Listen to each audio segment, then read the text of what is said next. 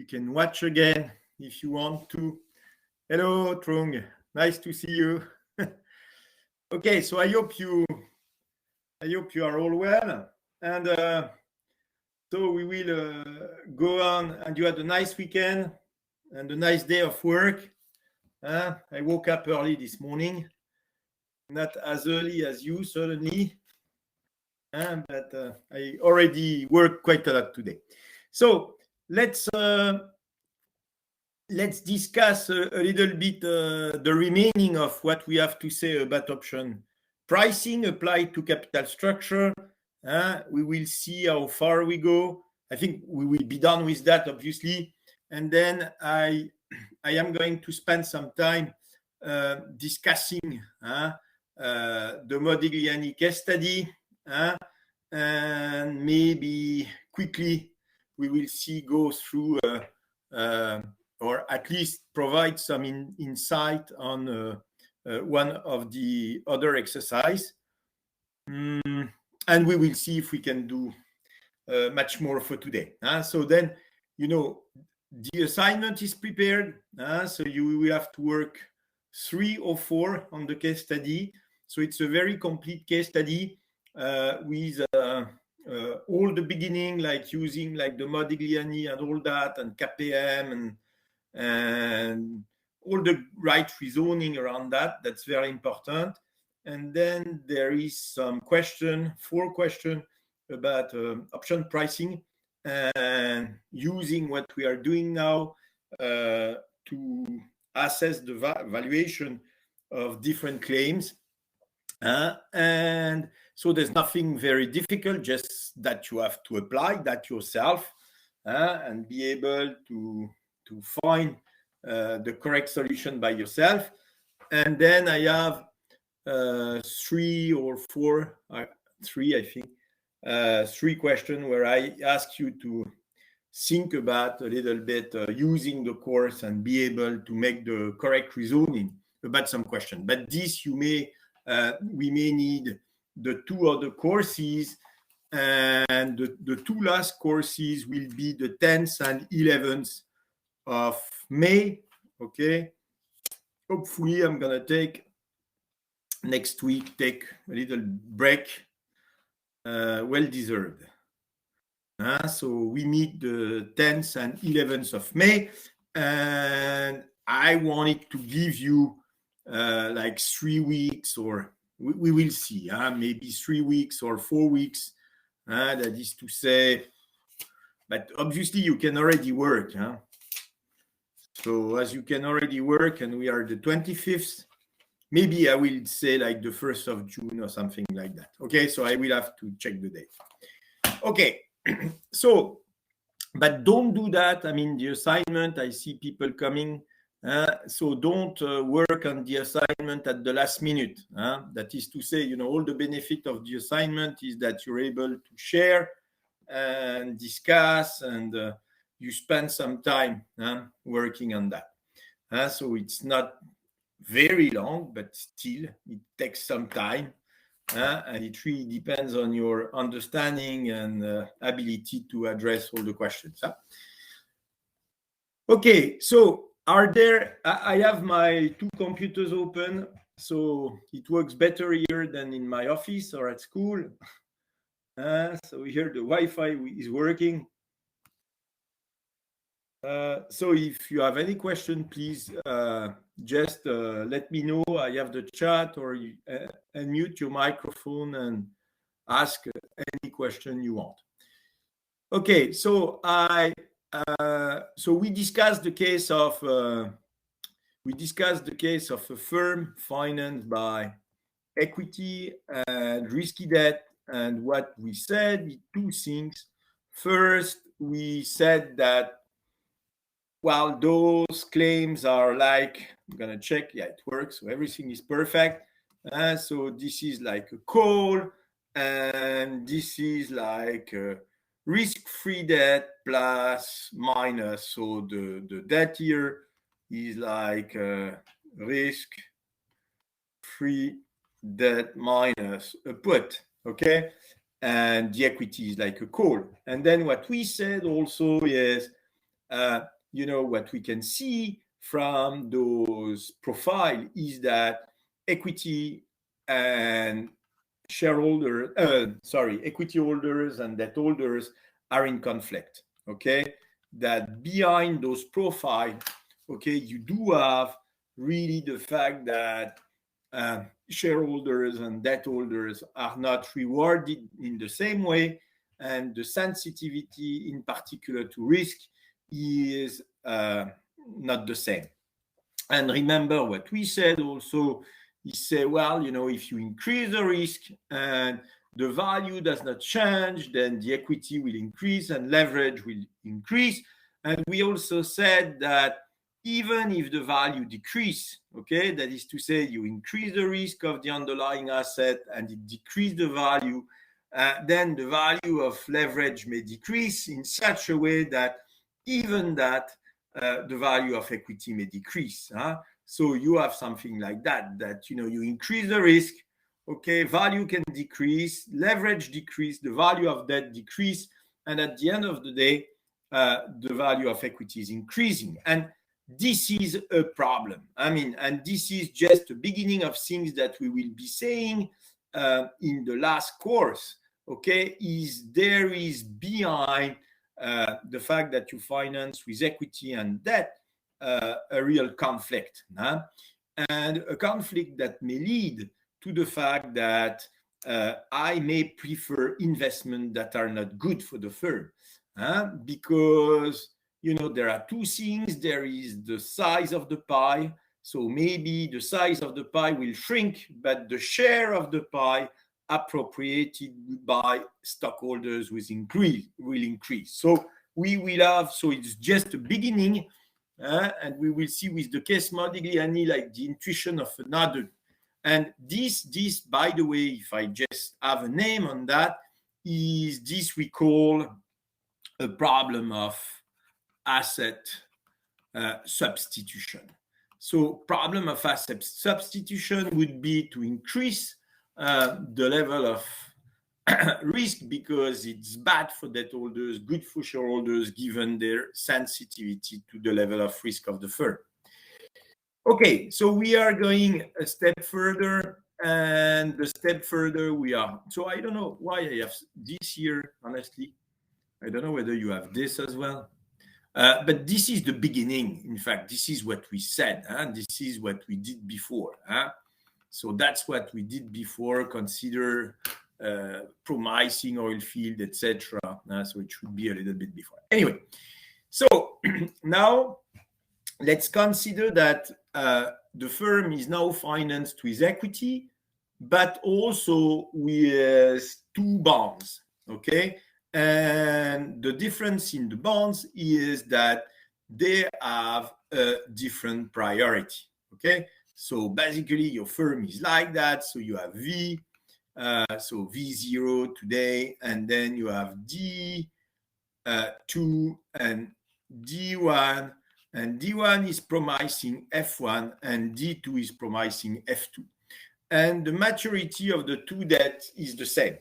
Okay. So you have two debt maturing at the same date, okay, but you have two debt maturing at the same date T equal T, okay, but D2 is junior to D1. And limited liability and strict enforcement of priority rules still apply. Okay, so we could go through like the equation as we did. But there are a couple of objectives behind that. One of the objectives,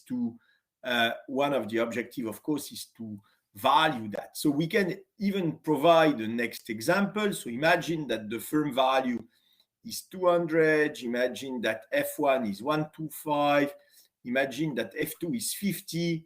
The underlying volatility of the value is annual volatility is 30%, and the maturity is 5 years from now. Okay, and we still have, as we did before, the risk-free rate is 1%.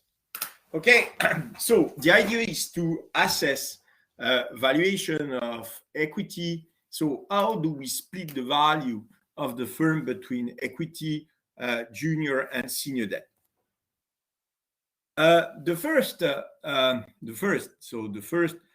equity. So how does it work? I don't even here provide the equation, because now that we've been spending some time on the first case, it's quite easy to understand. So equity. So here what we look at is the payoff of equity holders at maturity of the leverage. Okay, and so what do equity holders have? Well, equity holders, what they have is, what equity holders will have is, of course, if the value is below F1 plus F2, they have nothing. So they have zero. And then they have V minus F1 minus F2. So after, when the debt is repaid, so either you default and you have nothing and you exit the firm with zero, either you have the value of the firm minus the repayment value of F1 and F2. Right, so nothing new here, nothing new except that the level of leverage is different. And so what would be the valuation of that? Well, the valuation of that is easy. It's just the call on V, F1 plus F2. Sorry. So call F1 plus F2, okay, maturity T. Okay, so this would be the value of the equity. There's nothing new. Now, what about D1? Okay, for D1, same as before. I mean, same as before because nothing changes. I mean, here you have some assets, you have operating asset, you have a certain level of debt, the maturity is the same, the risk of the asset is the same. And so what does it mean? It means that the value of the leverage is unchanged.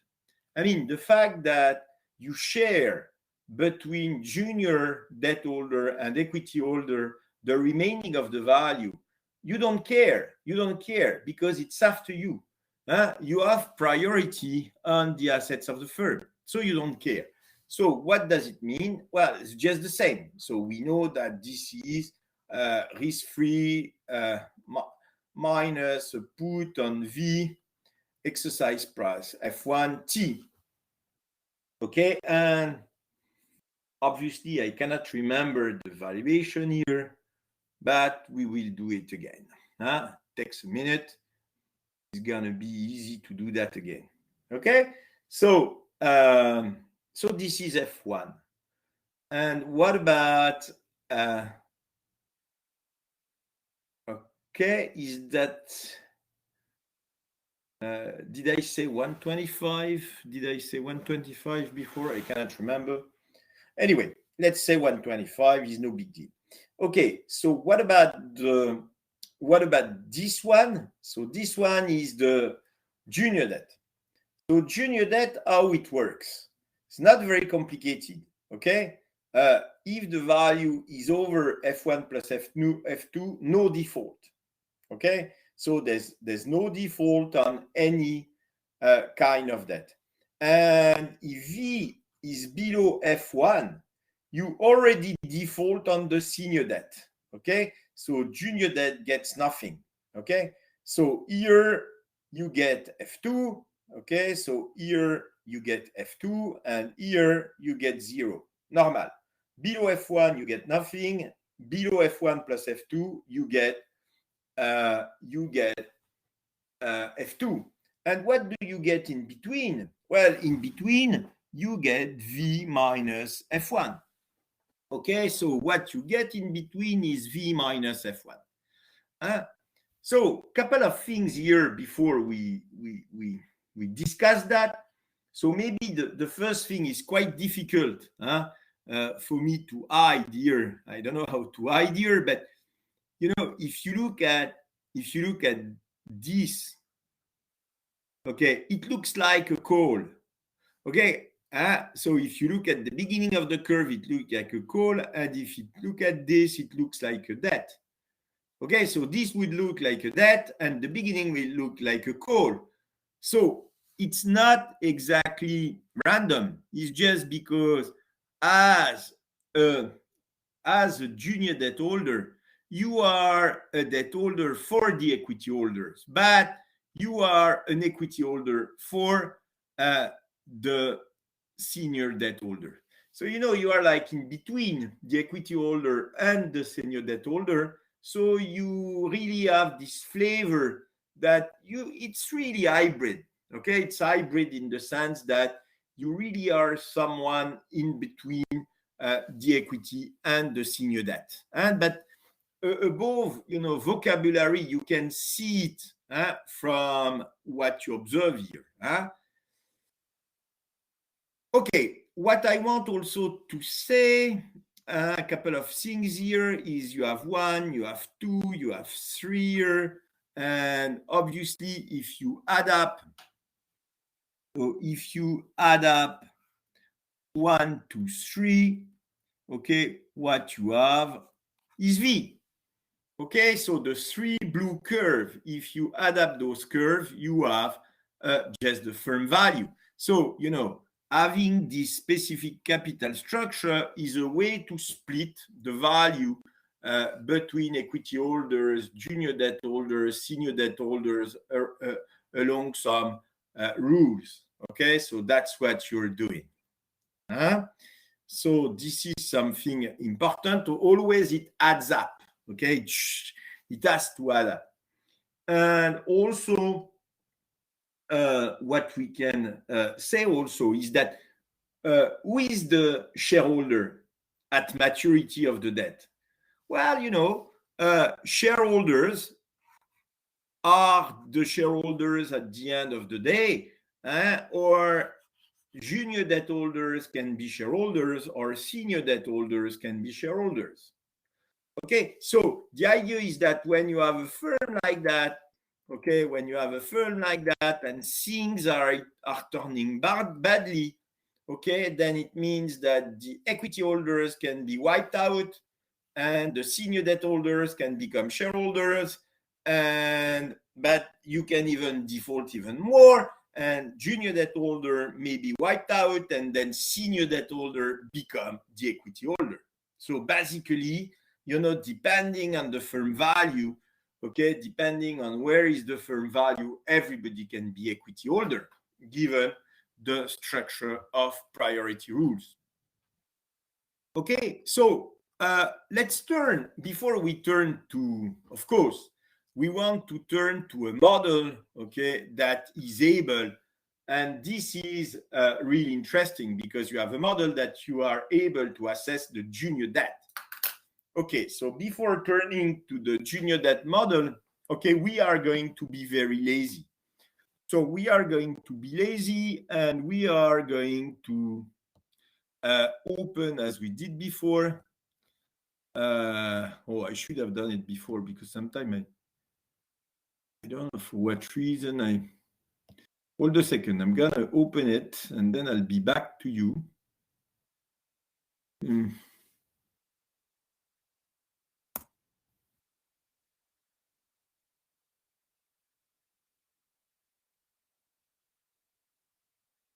Yeah, okay, no, it works. Okay, so you can see my screen, no problem. I don't know why it moved down.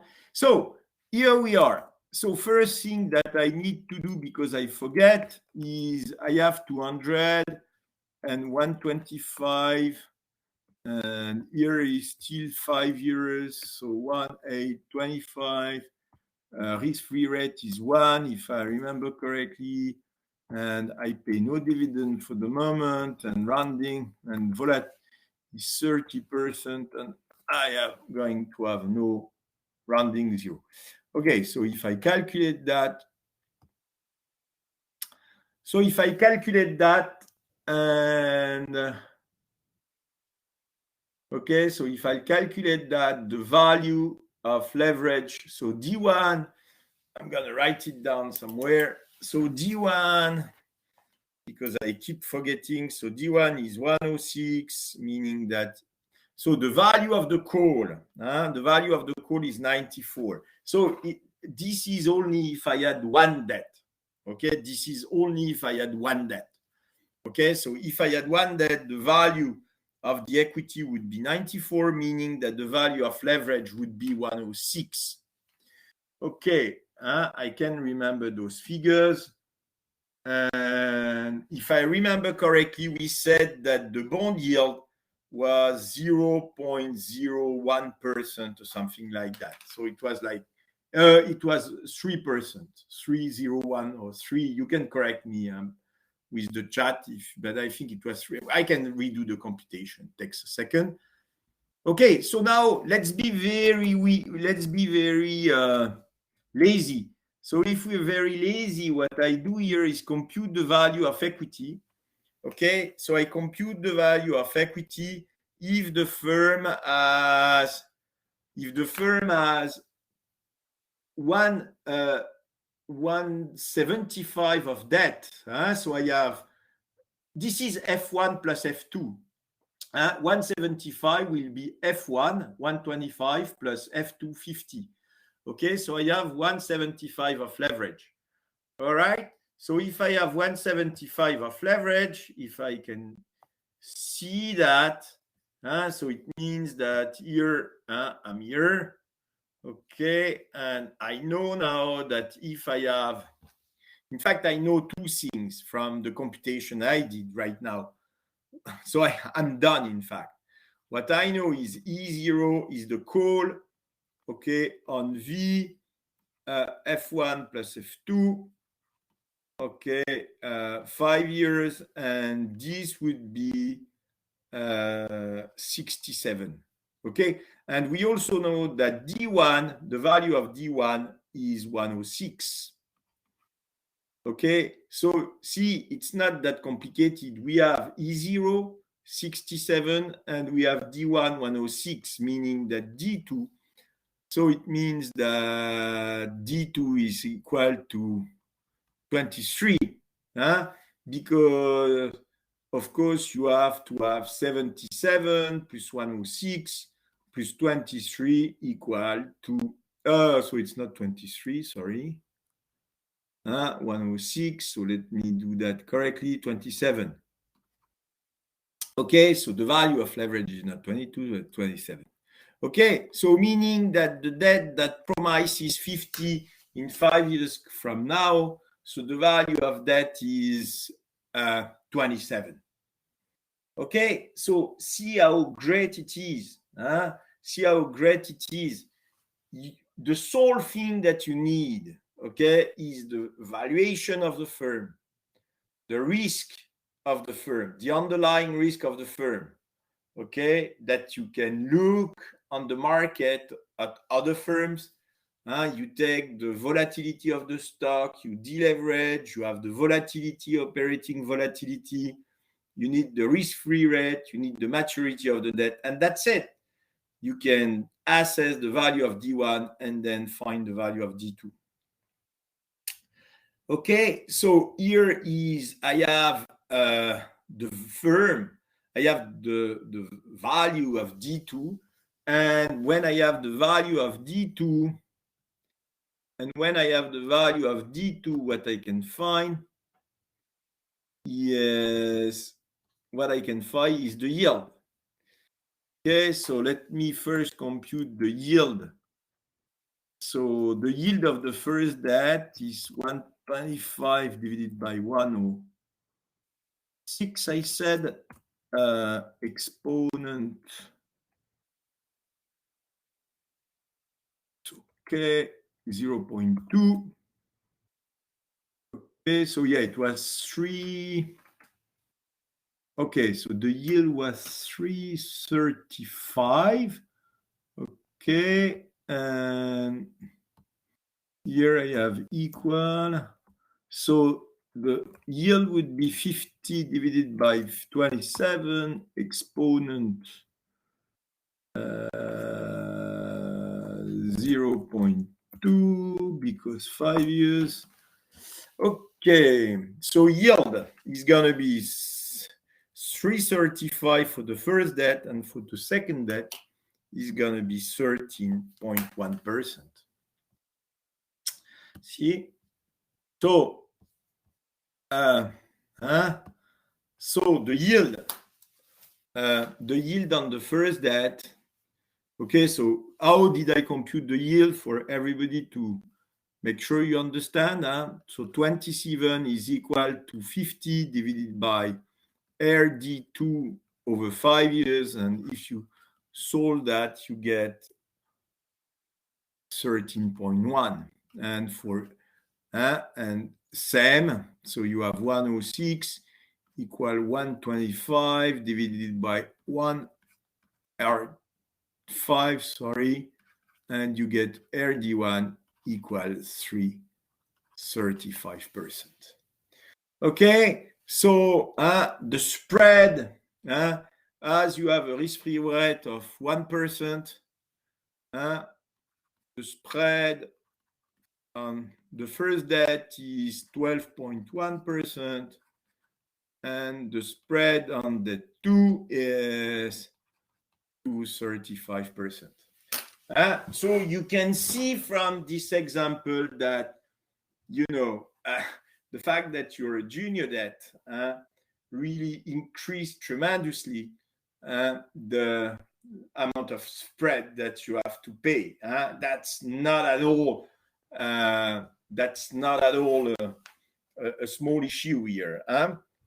It has a big impact on the effect of the yield. Okay, so this is by the way, the first two questions that you will have to do with option pricing will be that, and I look up a little bit at the data, and they're not very far from those ones. They're not those ones, but not that far. I mean, it's a little bit like I took the example and realized that I provided the same, but approximately, but we don't care. Okay, just you have to do it. And then there are two other questions that need a little bit to think a little bit more. Then just apply. Okay, so here I have been extremely lazy because I just wrote down that,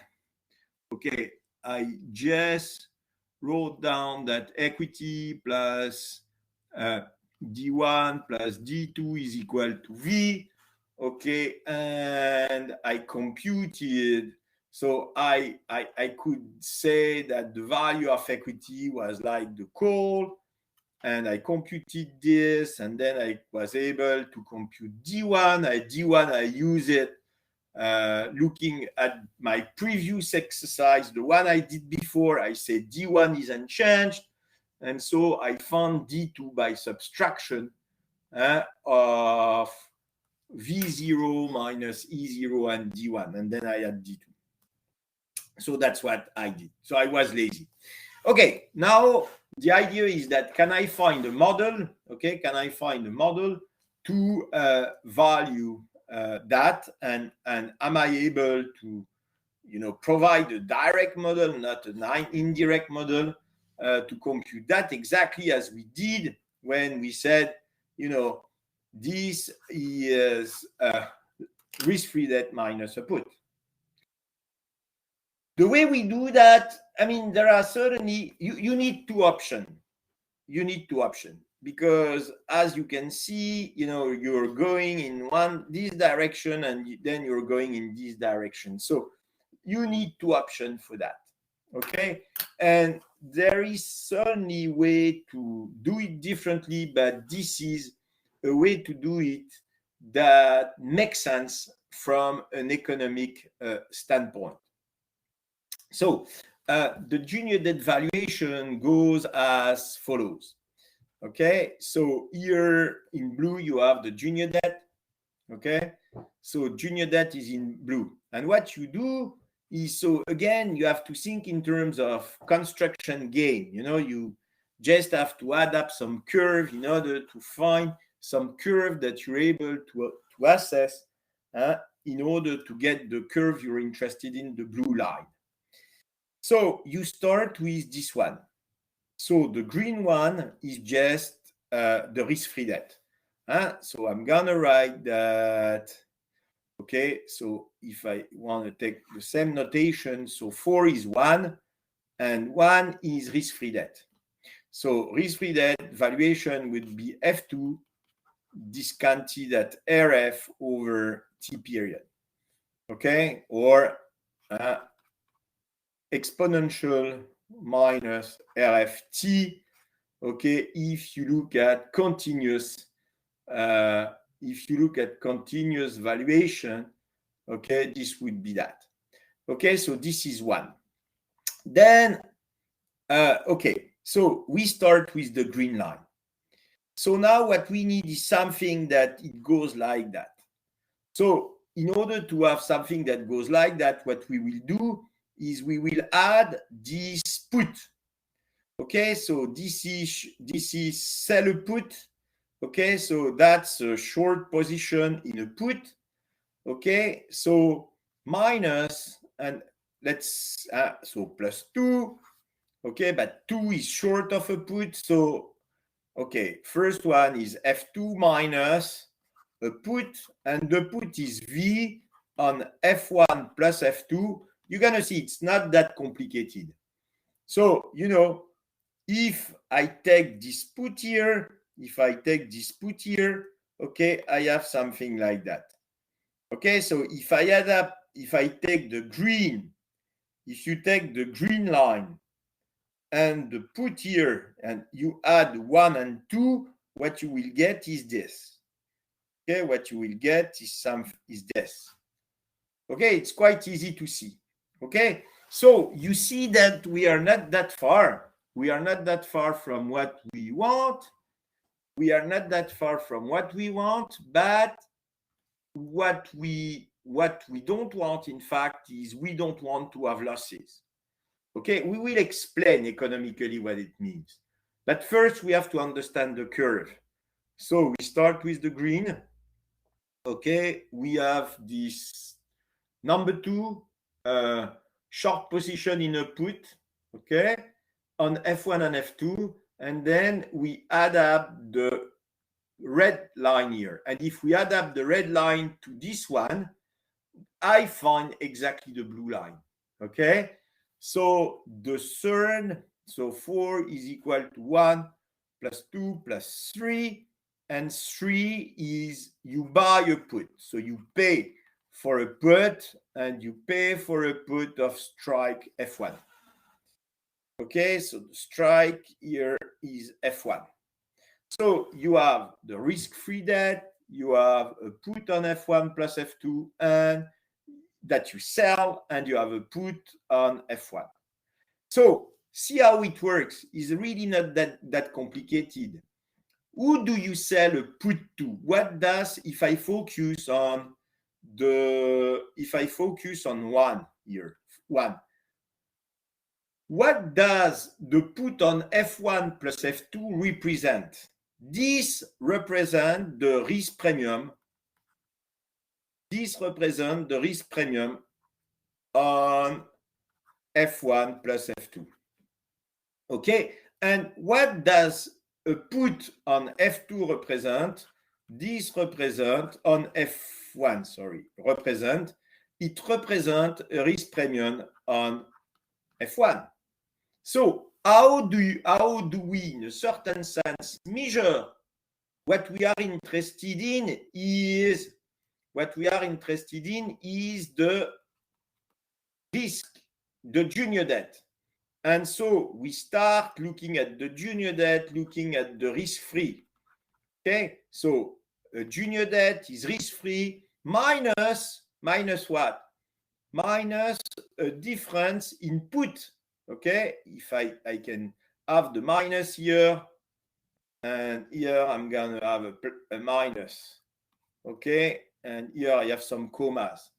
Okay, so how do we assess the value of the junior debt?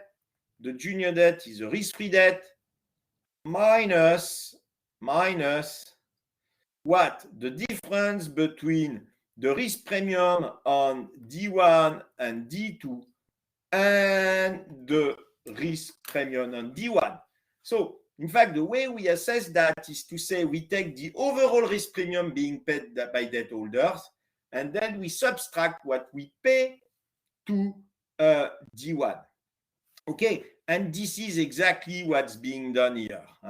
So the put on D1 and D2, remember that. the put here on D1 and D2 does not work, is what shareholders buy. Shareholders, it's like they have unlimited liability and they buy a put V F1 plus F2. So they buy a put, okay? And then, okay, junior debt holders, they also have a put. And they also have a put because they don't want to be liable to junior debt holders.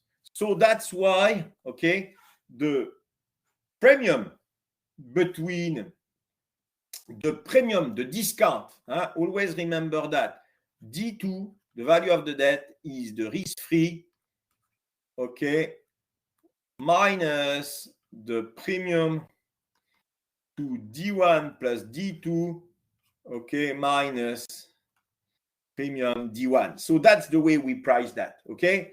And this is exactly the premium that the discount on the junior debt that the that junior debt holders will require to buy the value of the debt. Okay, so you know that's right here what I write here. So this is the short position in a put, and this is the total risk premium paid to the junior and senior bondholders. And second is the long position in a put, and this is the risk premium paid to the senior bondholder. So we price that as a difference. Okay, and if I go back because I haven't saved that. Okay, so if you look at that here, the put is 33. Okay, so the value of the put is 33 and the first put was 13. Okay, so what we can write down, so now that I have the figure. So of course we should save all the figures after the dot to make sure it works. Okay, but basically what we are saying here is the leverage that we say was 27. We could have computed as 50 discounted at 1% over 5 years minus 33 plus 13. So this is the put on F1. Okay, so this is the put V F1 plus F2. 5 years, this is 175. And 13 is the put on V F1 5 years, and this one is 125. Okay, I could have computed the value of leverage like that. Okay, so, and I'm gonna make sure there is nothing else than that to compute the yield on a junior debt. So here you have like a fundamental model that exactly takes into account what you will receive. I mean, no, nothing maybe is a little bit brittle. We could use capital asset pricing model if we can, but you know, it's really getting complicated. Because just think about that. I think always think about the different thing we are saying. Okay, imagine what you know, because some people may say, oh, you know, you can price that by comparison. That is to say, you know, okay, but if I am in this industry and I have whatever is 40% of leverage, then the yield will be 3%. Yeah, okay, maybe. But you have to have the same maturity, you have to have the same underlying risk here. So you have to have the same operating risk, you have to have the same level of leverage, and you have to have the same maturity. Okay, so imagine all what it means for you to look at spread on the market. So if you look at other issue, or if you look at other firms with listed claims, listed bonds, then, you know, in order to get the yield from the market, you really need to find firms that are comparable. But now imagine what it means for junior debt. It means that you have to have the same risk, you have to have the same maturity of the debt, you have to have the same level of senior debt, and you have to have the same level of junior debt. So basically, that's impossible.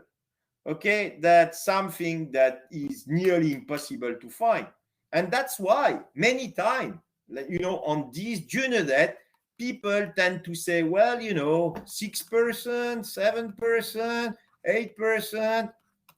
And that's just, flowing from the sky. That is to say, they say, well, on high yield debt, you pay 7%, you pay 8%, you pay, but it doesn't mean anything. You may pay 5, you may pay 13, you may pay 10. Okay, so you need a correct valuation that tells you how much you should pay. Okay, and I'm not denying that in this specific case, I'm not denying that there is quite a lot of leverage. The firm has 150. The value F1 plus F2 divided by V0 is 175 over 200. So that's a lot of leverage. Okay, that's a lot of leverage. I'm not denying that there's not a lot of leverage in this firm. But you have rules, you have priority rules that are perfectly enforced. That is to say, what I'm saying is that, when the firm here is going badly, when the value is decreasing, those guys go out. They don't try to bargain to keep the firm. They don't try to negotiate the debt. They don't go and fight with the creditors. They leave. They leave the firm to the debt holders. And the transfer of control and the transfer of value does not cost anything. You understand? So, it's really that on one hand, there's a lot of leverage. On the other hand, you have really very nice rules. Okay, because like bankruptcy is like I give the key of the firm to debt holders, does not cost anything. Debt holders know what they can do with the firm, etc., which is not what the law is doing. And we know that bankruptcy is always costly because it will cost to creditors, because you'll be losing value of the firm if you transfer control, etc., etc. Okay, so it's something very, so what I'm saying here is that look at the figures, you come up with real quite high figures. These are high figures given we are not in Vietnam, the risk-free rate is 1%. Okay, so the risk-free rate is very low. We are in very low risk-free rate here. Okay, so that's okay, so two implications of the model. So the first implication is just what I wrote here. Okay, is that we are able to provide a value for the junior debt. And the second implication is, so exactly as we did before. So the value of the firm is the value of equity plus D1 plus D2, and these are the variables that affect the value of equity. So like equity, like a call. So we know that if the underlying value of the asset is increasing, the value of the call increase is if the strike increase, the value of the call decrease, if volatility increase, the price of the call increase, if maturity increase, the price of the call increase, and if the risk-free rate increase, the value of the call is increasing as well. Right? This we know from option pricing. Okay. And what about D1? So there's nothing new here. And we also have that, if risk is increasing, okay, the value of leverage is decreasing, the value of D1, same for D2. So if the value of, if the risk is increasing, then the value of D2 is decreasing. Okay. And also look at that. It's interesting. If you increase the maturity of the debt, imagine that a firm has difficulty. You have difficulty. And you say, oh, the debt is 5 years, but, we will extend to 7 years. If you increase the value to 7 years, what you do is increase the value of the call. Of course, because, you have more time value. That is to say, it means that me as an equity holder, I am going to be protected another 2 years by limited liability. Okay, and I can get the upside. So, you know, if on leverage, okay, you increase, if on leverage you increase the maturity of the debt because of a negotiation process, then it's going to be good for equity holders, going to be bad for debt holders. Okay, so here you see that, you know, with leverage, it will decrease. With the maturity, the value of the debt will decrease. Okay, now there are two things, and this is the next slide, which is very important and very nice to think of, and really nice to think about all that, and discuss also, you know, in the questions I give you, that you have to think a little bit. There's I think there's one question about, you know, like a mechanism that we will discuss, that you will have to think. I will try to give you the hints so that you able to think correctly about it. And of course, I will give you the handout. So if you have questions next time, and you know, I want you to all to pass. It's no big deal. All people attending and working should pass. So the idea is just that, you know, you improve yourself. And you know, I think online course is a pity because I don't see you, except one. Thanks again. And but the good thing maybe is we are able to do, like, you know, courses like 1 week and then another week, and then so I think you can improve maybe more, which is not bad. At least that's the good thing, because, you know, I did enough courses in Vietnam, and I know that sometimes you're tired and you don't have much time to work, etc. So now we try to have a benefit from that. Okay. Okay. So the thing that I want to highlight here is this. Okay. So what this say is that if you increase a leverage and it's junior, does not affect the senior debt. Normal. Okay. If you just increase junior debt, if you can increase the value of the junior debt, it does not affect the value of. So you can always buy back shares and issue additional junior debt. It won't affect the senior debt, okay, because it's junior.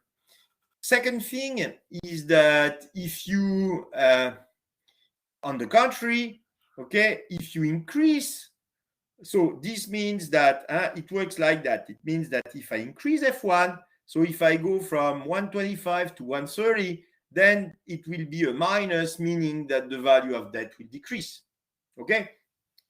For a good reason is that you will extract some value for the senior debt holders before paying the junior debt holders.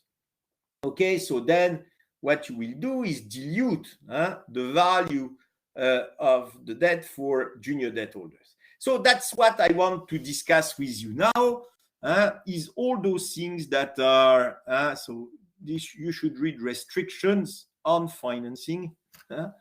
So this is restrictions on financing. Okay, so I'm going to open, I'm going to keep that. I'm going to open because at least a couple of slides, because you'll see that we have, it's only one slide, okay, but there are many thoughts, interesting, funny, and important for you to think of. And, you know, all what I say here is really relevant, you know, if you are a credit officer, if you are in a firm, if you are a CFO, if you are an analyst looking at, you know, equity, leverage, and assessing the value of that. I mean, it's really important for, you know, many cases. Okay, so I have 3 slides, and the first one is number 1. So I'm going to illustrate number 1, and I think it's nice to take a small case study and take a little break to rediscuss a little bit what we've been doing so far. It's nice to illustrate. So imagine that you are a firm. Imagine that you are a firm and you're financed like that. Okay? So you are a firm and you have leverage. Oh, can you hear me?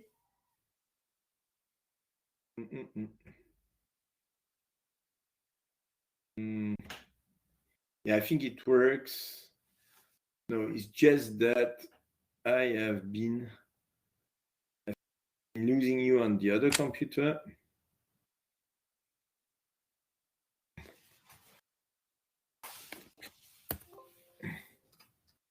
I'm not sure.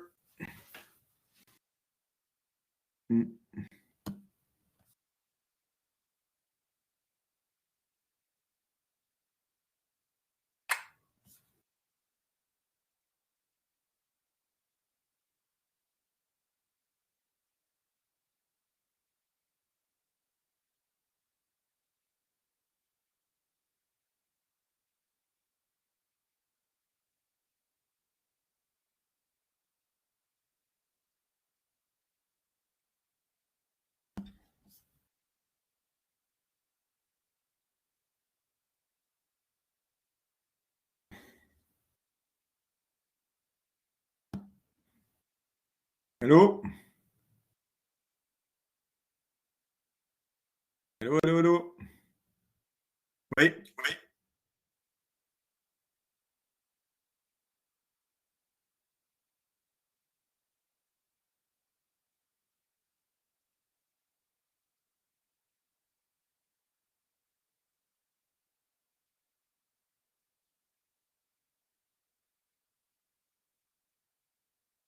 Okay.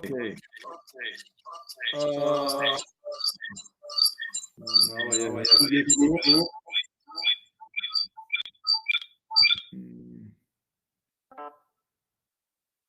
But no, I need to open that. So what's the problem now? Hello? Hello?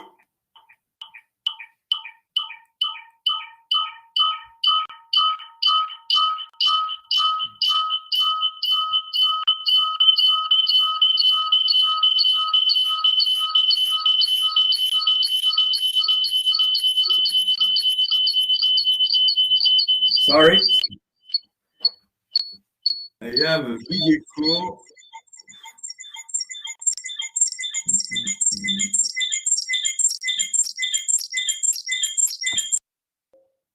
I'm gonna do.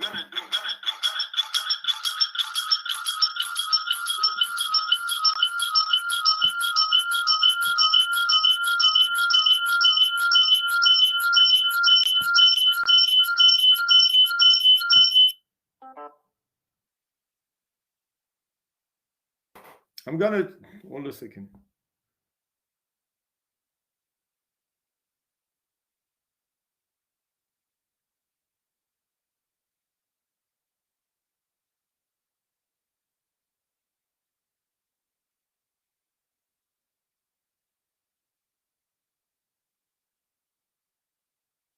Hello?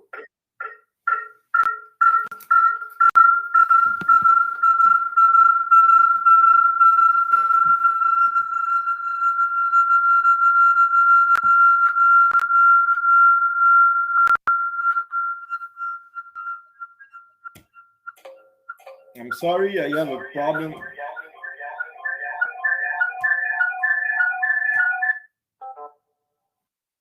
I don't know why I have a problem with. Can you hear me for the moment? No. Ah, yes, it works. You can hear me.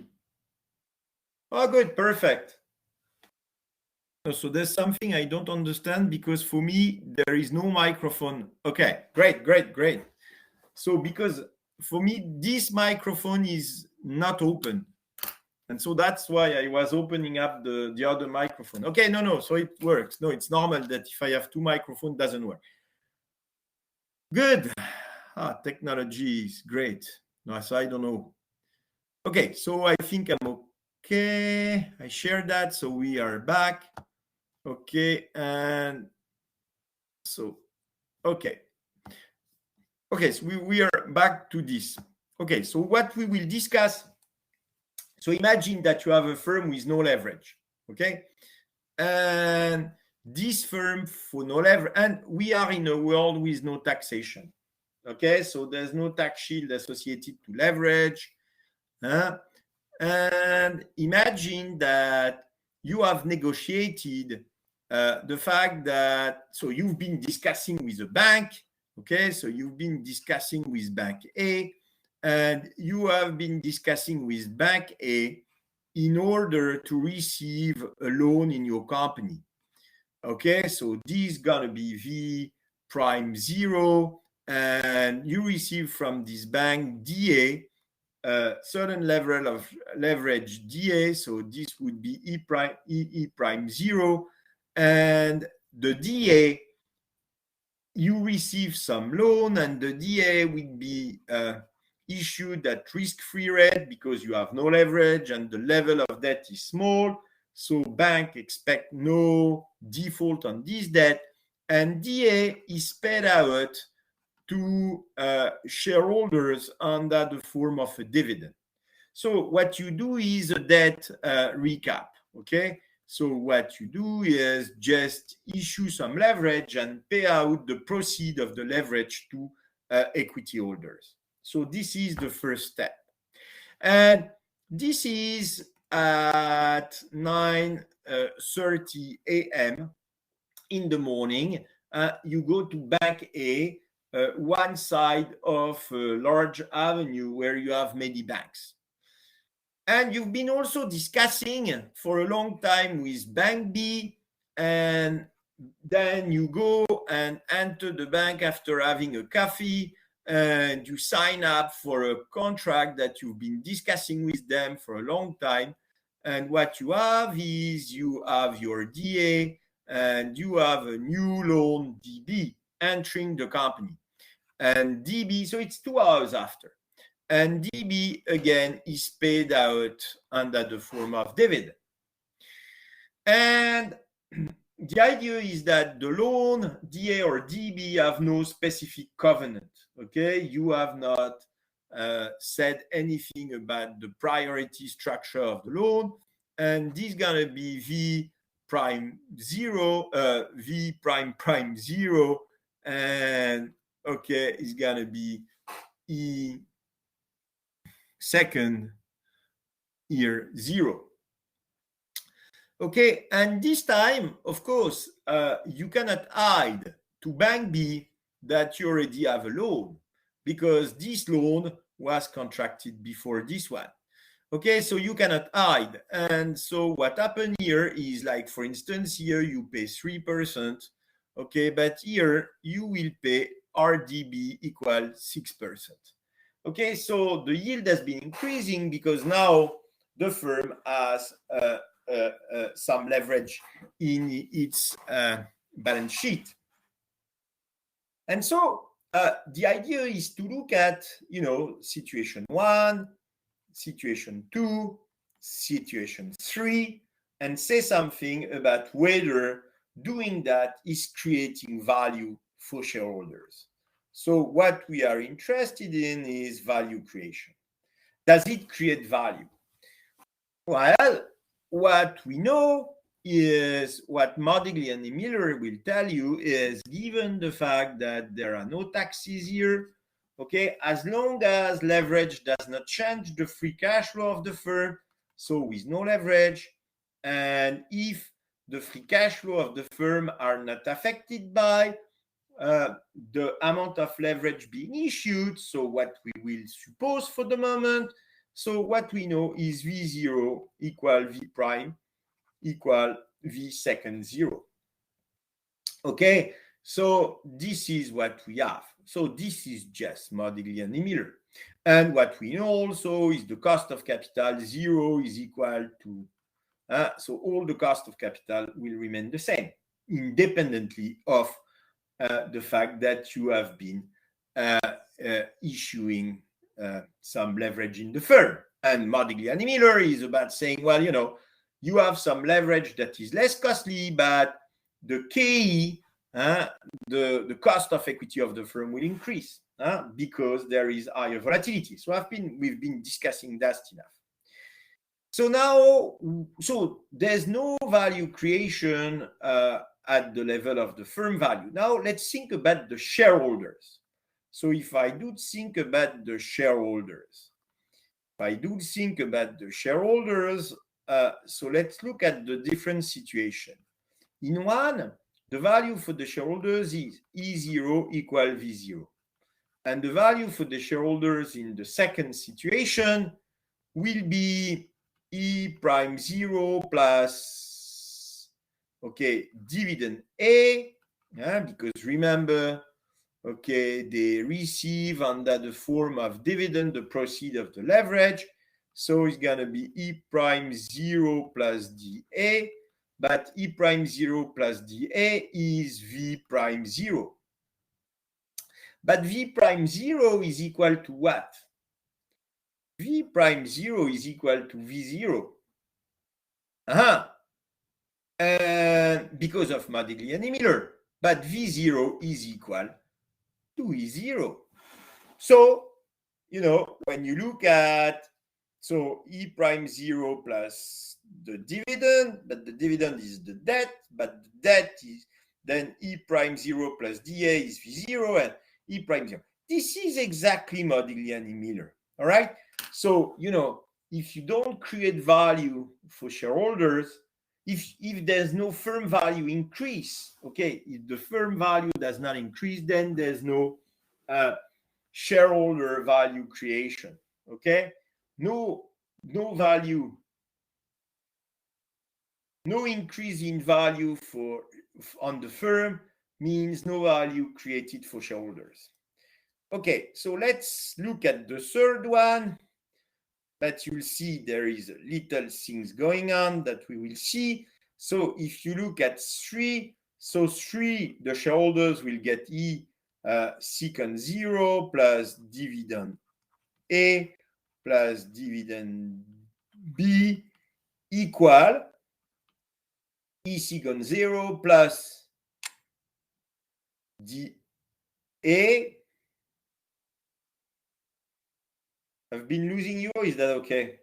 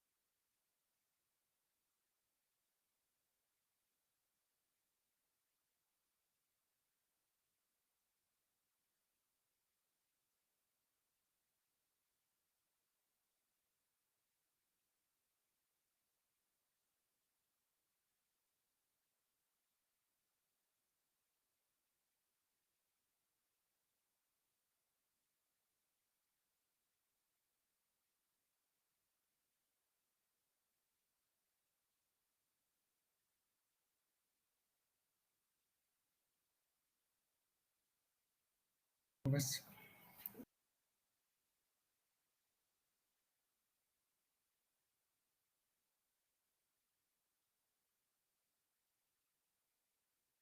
Professor, I can hear you.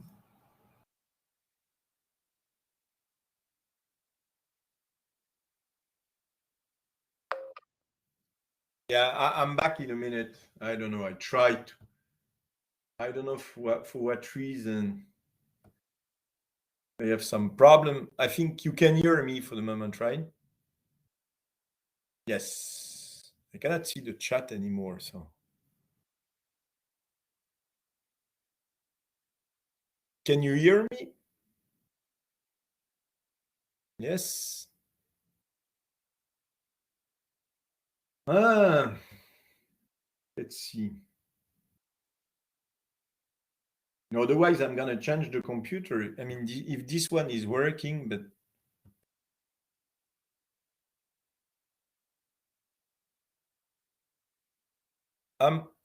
yeah, one is a Wi-Fi and the other one is not. So, and the problem is this is the one with no Wi-Fi that is having trouble, which is pretty abnormal. Let me be back.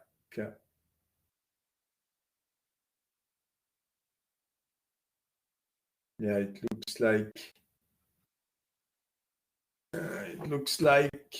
it's coming back.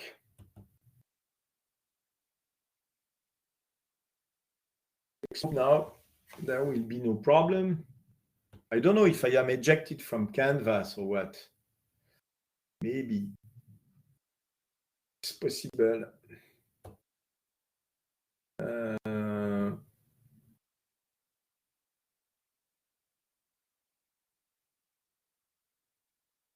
Yes. Work. I should remove this one.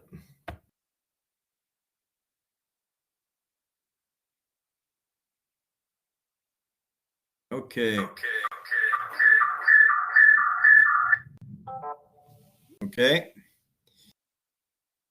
Sorry for that. I hope now it's gonna be smooth. I have the feeling Canvas. I'm not sure it's my computer because I still have internet, so I think I'm ejected from Canvas from France, or if you're still online. Okay, so let's have this. I'm back. Now, no.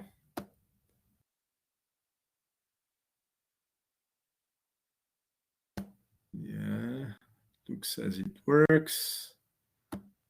Okay, so quickly. Okay, so it should work now. And we pray that we have no more problem. Huh? So the value. So let's look at this one. And you're gonna see, because of obviously if we do that is because there is a little trick here.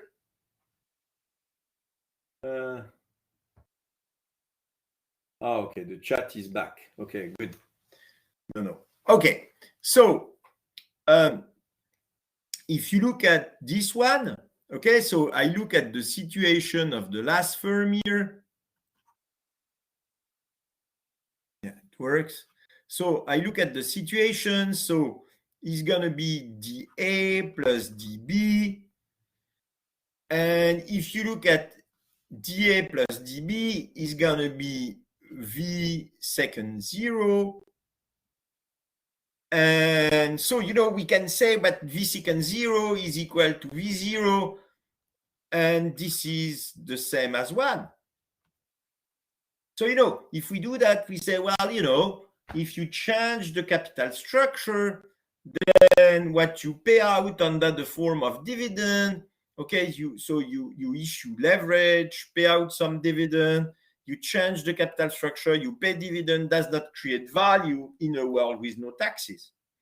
Okay, so as long as the cash flow does not change, the firm value does not change, the risk does not change, and the sole thing that you do is finance differently, pay out some dividend, and the situation is the same for the shareholders.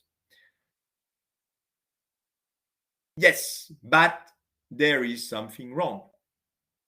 So in the last number 3 that I have, and of course it's difficult not having you in the class to do that, but let's try. I mean, it's more difficult to interact on that, but in fact, there's something wrong. There's something wrong, and I'm going to write what's wrong. What's wrong is here. E second 0 plus dA plus dB is not V second 0. Meaning that in a certain sense, in what I design here, there's something wrong here. That is to say, E second 0 plus dB plus dA is not V second 0. And in order to understand that, we have to remember that when we have those balance sheets, these are market value balance sheets. And what I want you to think of, and is going to be part of the third question in the case study when we discuss option. So, that's something related to that you have to think of. Think about Bank A. When Bank A discover, imagine that this is the beginning of the year, and in 1 year and a couple of months, you receive the balance sheet of the firm. You receive the balance sheet of the firm and you discover that the same day that the bank took some loans at your bank, it increased considerably its leverage with another bank, B. So do you think that B is very happy? Do you think that A is very happy? No, A is not very happy. Okay, because in a certain sense, what you did is you have been sequentially borrowing, and in fact, DA, the first bank, was screwed up. The first bank is really unhappy. And why is the first bank really unhappy? Because the first bank has issued leverage at the risk-free rate, whereas what's the risk of the loan now? Well, the risk of the loan now, remember what we said, A and B are in the same boat. So A and B have the same risk. They are in the same pool of leverage. And they have the same maturity. We have not said that, but same pool of leverage, same maturity. So if they are in the same pool of leverage, what does it mean? Well, it means that the risk of A has increased. Why is the risk of A has increased? Because Bank B required 6%. So what does it mean? It means that RDA prime now, so RDA prime has increased, and RDB equals 6%.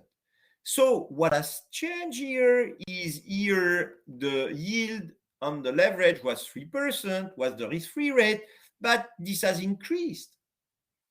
And why it has increased? Because the risk of default has increased. And if A and B are treated equally, it means that if a bank is lending at 6%, it means that A certainly should require now 6%. So what does it mean? Well, it's not difficult. What it means is that if RDA is increasing, then it means that DA is decreasing. So what it means is that DA is smaller. The value of the leverage is not DA anymore, but D prime A. Okay, so what I'm saying just here is that because you issued Bank B, okay, RDA is increasing and the value of DA is decreasing. And the new value of DA, I call it D prime A. So what does it mean? It means that think in terms of construction game. Okay, if this has the same size here, okay, but this is correctly priced. Okay, B as leverage, just entered the new everything, the value of the firm, the amount of leverage, etc.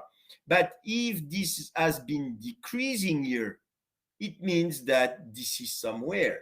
And where is that? Where is this? This is in the stockholders' hand.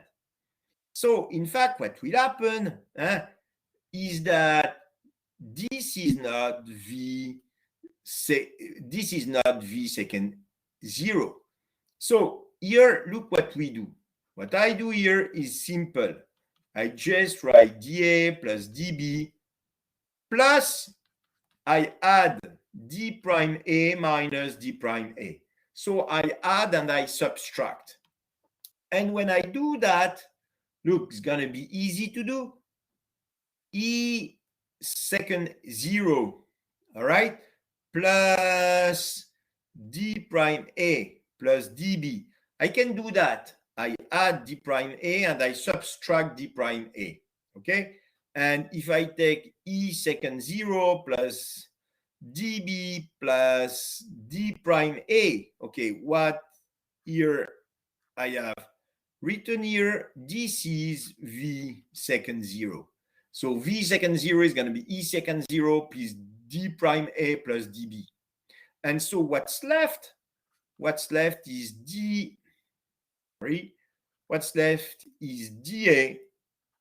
minus d prime A. Oh, sorry. Okay, so what's left is dA minus d prime A. So see, what is that? The value, so here is 3. 3 is the value for shareholders. And the value for shareholders is Viscount A, okay, but Viscount A is equal to V0 and V0 is equal to E0. Okay, so this is the initial wealth plus the transfer of value.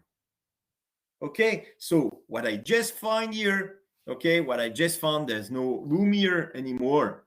But what I just found is at the beginning, the value was this, and the value at the end of the day is going to be this, okay, equal to V0 minus plus dA minus d prime A. So what I did, in fact, is I issued some leverage. The yield has been increasing, okay? So I have issued new leverage, B. The yield on the first leverage has been increasing, the value has been decreasing, and dA minus d prime A went into the end of the shareholders. Okay, so what I've been doing is transferring some value from debt holders to shareholders. And this is called, and the reduction of value of the leverage is called debt dilution mechanism. Okay, so what I've been doing here is diluting the value of the debt, issuing some new leverage. I diluted the value of the existing debt. And doing that is like physics law. Nothing is lost, nothing is created. The sole thing is that if someone is losing value, it goes somewhere. And where is it going? In the hands of the shareholders. All right? So this is here in a nutshell, okay, what we say here. So restriction on financing. If you have a company with leverage which is not protected, and if the firm managed to increase leverage with debt of equal priority and equal maturity, then the existing debt will be diluted unless the debt is risk-free and you still can increase the debt with risk-free debt. And with the winner, shareholders. Okay, so obviously the winners here are the shareholders. Okay, so now how can you protect yourself from that? You can protect yourself from that, okay, if you manage to stamp your first leverage as a senior debt. Okay, so if you say, well, DA okay, if DA is senior, okay, if DA is senior debt, then any debt issued afterwards would be junior to my debt. All the second, something extremely important is that in this case, TB has to be at least as long as TA. Okay, if you had here 4 years, okay, imagine that you take a debt 4 years and you say I am issuing here a debt 3 years, doesn't mean anything because B will mature before A. So in order to be junior, you first have to state that the debt is junior, that is to say there will not be nothing paid to B before you fully repay A. And also you have to mature after the first debt. Okay, so those rules are what we call me first rules. Okay, these are priority rules, and very strangely, they are seldom observed for bond issues.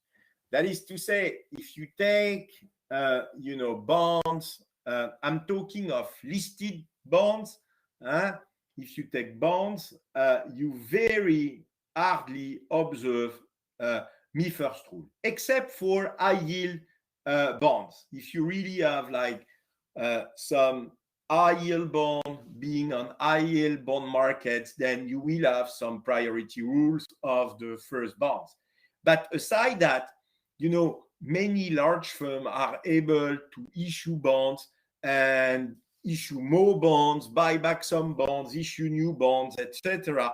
And they generally do not have any priority rules. So I go to point 4 and we'll come back to point 3 and go back to point 3. However, what do we observe? What we observe institutionally is restrictions on bond covenants, on financial ratios like debt over tangible asset, interest expense over earnings, etc., debt over total asset, etc. So, in fact, what investors in bonds try to do when they set those covenants is they try to make sure that they get the correct yield for the risk that they take. Okay, that firm cannot manage the capital structure so that there are big changes in the level of the value of the debt. So always remember, when I am a debt holder, I give money to shareholders, and the shareholders are deciding what they can do with the money, and they can increase the risk, is good for them, but they can also change the capital structure, which may be good for them and bad for debt holders. Okay, so debt holders react, bondholders do react, protecting themselves with some covenants so that they avoid being diluted. Okay, so 2 things before we do a small break. Okay, and I want to comment on this. Okay, I want to comment on this, and I can comment on this with a small example here. And again, it's interesting because it tells you, it makes you think about, what we said before, and also think at it. In the US or in some countries sometime, but in the US during let's say from up to the financial crisis, but it's true in Europe also now, okay, real estate, the value of real estate has been increasing. And I'm talking of corporate real estate that I'm interested in. So, you have plants, you have offices, you have buildings, so all that tend to have increased. And the idea would be, I am a CFO and I would like to benefit from that. So, imagine that the companies are listed. If companies are listed, you can imagine that, and I don't want to enter too much into that, But you can imagine that if companies are listed, the value will increase. That is to say, the market is able to understand that the value of real estate has been increasing. Except that, if the value, think about that, it's quite interesting. You have a company like that, and you say, well, I have some real estate like that, and then I have I have my operating activity. And of course, the real estate is used by my operating activity. Okay, but when you value a company like that, what you will do is you will look at the free cash flow and discount at the appropriate cost of capital. Okay, so where is it that, so, in a certain sense, when you do that, okay, you don't really take into account the value of the real estate. I'm asking myself whether capital market will take into account the increase in the real estate of the firm. And, if you do a DCF, and you do a DCF where you take into account the firm as a going concern and you take the free cash flow of the operation of the firm, well, is that true that you take into account the increase in the real estate? Well, we can argue, maybe we can argue that because the real estate is higher, then maybe the risk is lower, but is that really taken into account? What's for sure is that the free cash flow won't change because of that. You are in the retail activity, you are selling product. Okay, the price of the shop is increasing, doesn't mean that the value of the firm doesn't change the free cash flow of the firm. Okay, what may happen at some point is that imagine that you have a shop, imagine that you have, I don't know, like 1 million invested in real estate, okay, and your operating value is 2 million. So you may say, I create value on top of the value of my real estate.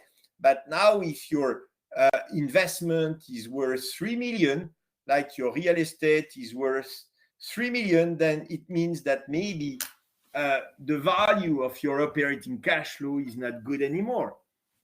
So what I'm saying here is that I'm not giving answers. I make you think about that, okay? That, if I have an investment of 1 million and my operating value is 2 million, meaning, I earn value on top of my real estate. But if the real estate now is worth 3 million and my firm value and the value, and I'm talking of the value of my cash flows, okay, is 2 million. So it means that, maybe I should give up.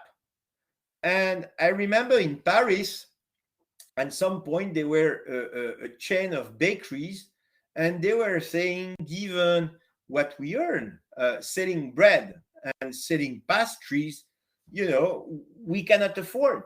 I mean, that is to say, real estate is too expensive. If we look at the price of real estate, given what we earn, we cannot do any bakery anymore in Paris. And I remember that. And they say, so we are exiting large cities.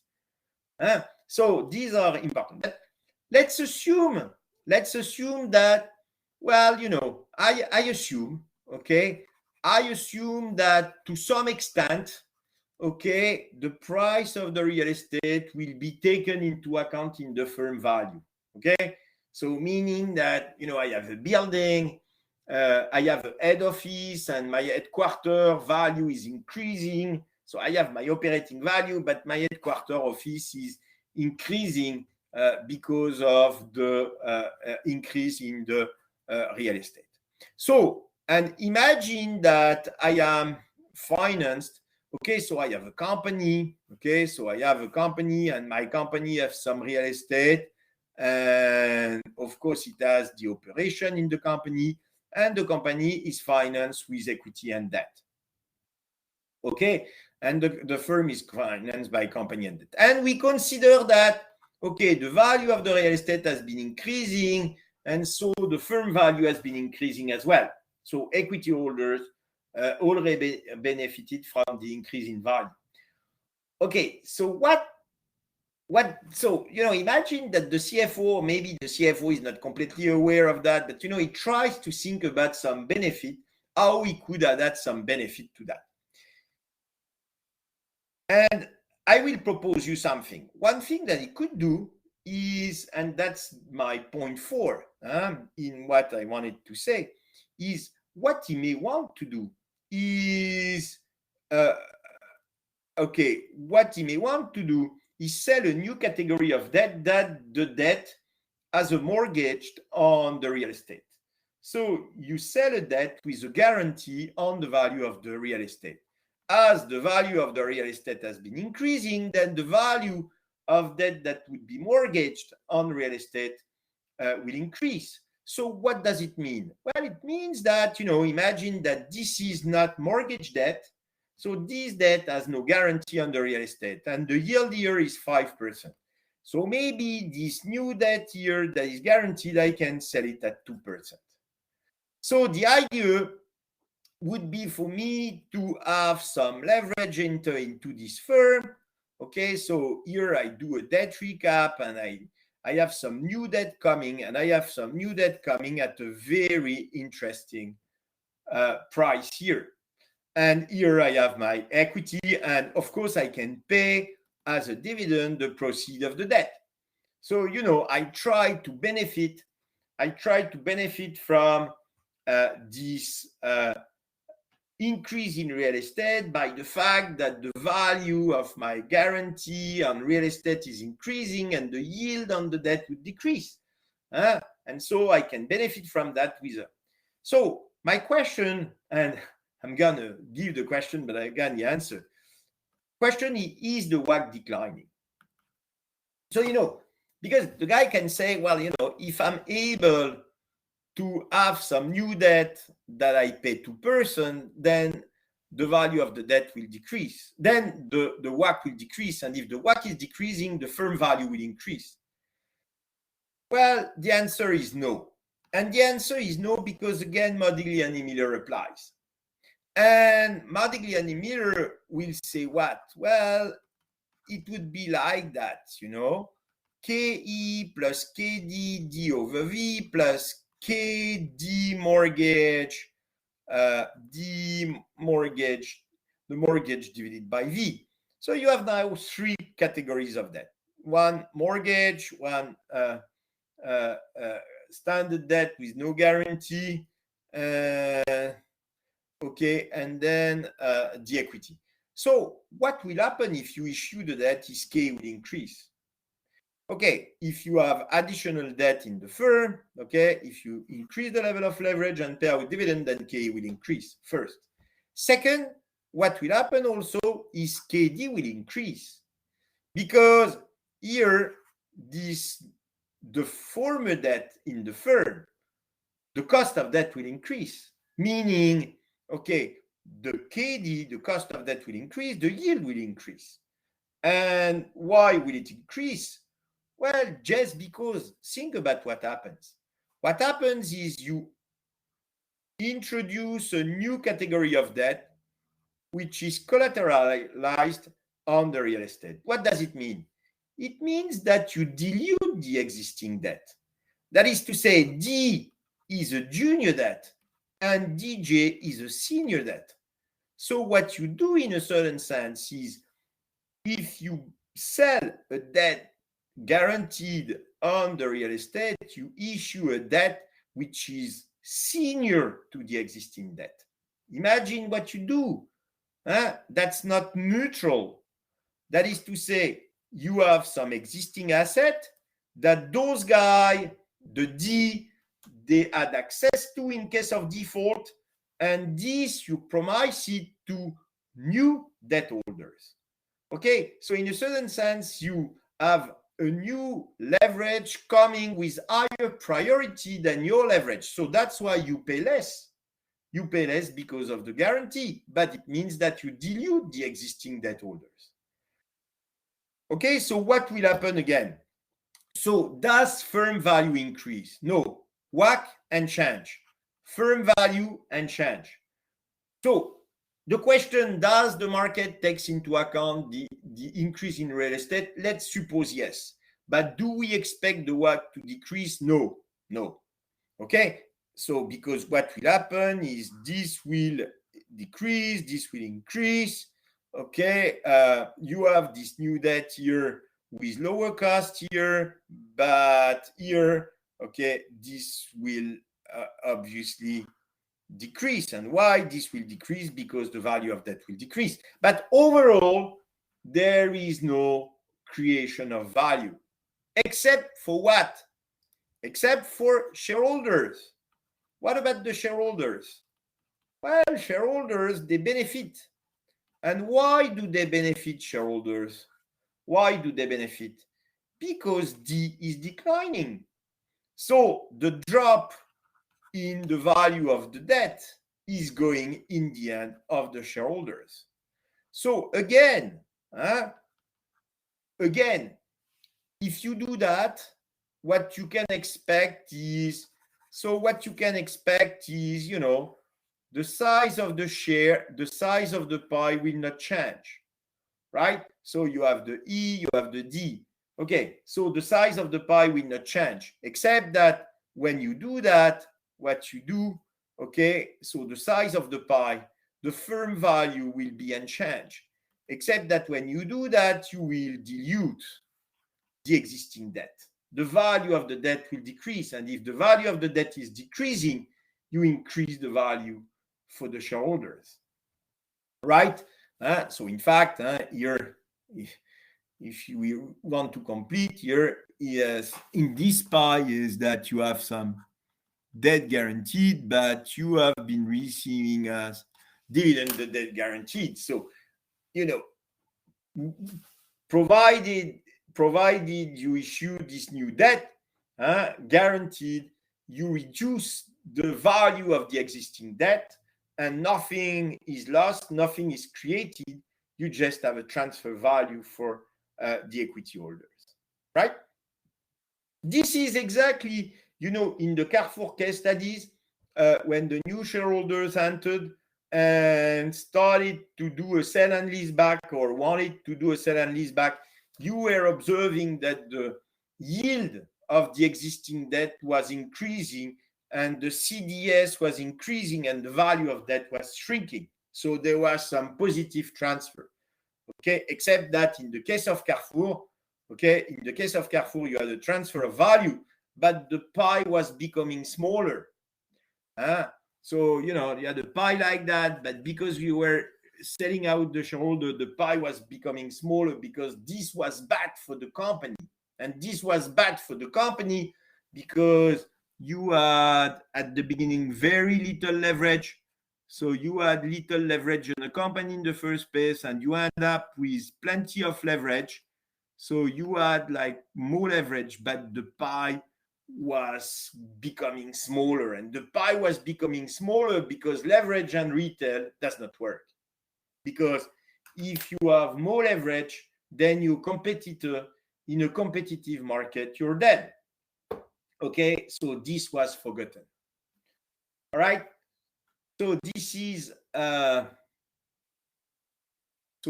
for the point.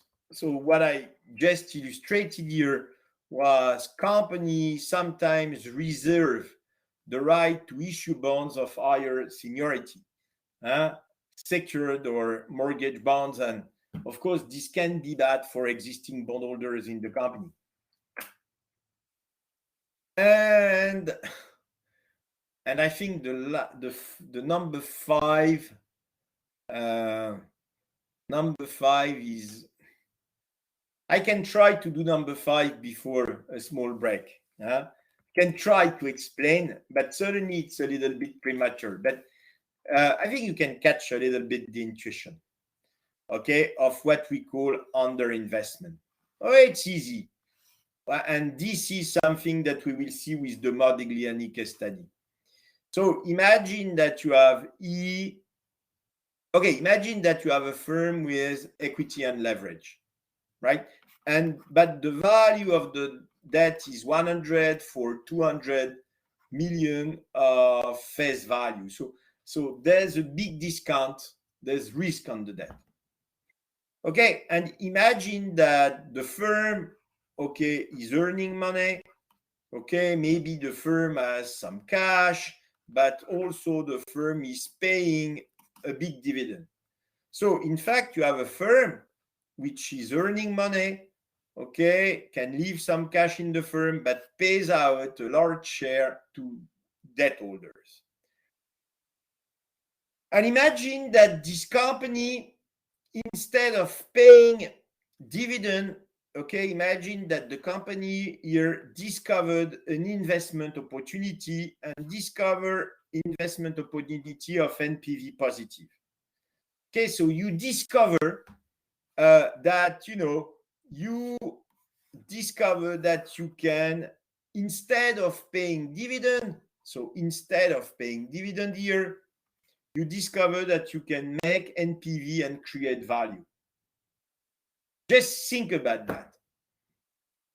Imagine that instead of paying dividend, you keep the money, invest in the firm, and create value. So what does it mean? It means here that you would have additional free cash flow. You would have additional free cash flow associated to your investment. If you do that, imagine that the risk-free rate is 0. Who are the first to benefit to this investment? Who are the first that will benefit from this investor? Debt holders. The first that we will benefit are the debt holders. If you leave some money in the company, you were extracting the money of the company, debt holders knew that, were pricing the debt accordingly, and suddenly you decide to leave the money inside the company and invest. If you do that, what will happen is the value of leverage will increase. And imagine that because of that, imagine that debt becomes risk-free. So imagine that this debt, because of that, debt becomes risk-free. Well, what will happen is the value of the debt will increase. And if the risk-free rate is 0, the value will increase by 200. That is to say, the value of the debt, because the value of the debt will be that discounted at the risk-free being 0%. And so if this is 200, this is 200. So meaning that you will add a lot of value to the debt. And so what's the story? Well, the story is really who is going to benefit from that? Debt holders. And in order for this operation to be interesting, you do if what? You do if NPV is over the increase in debt.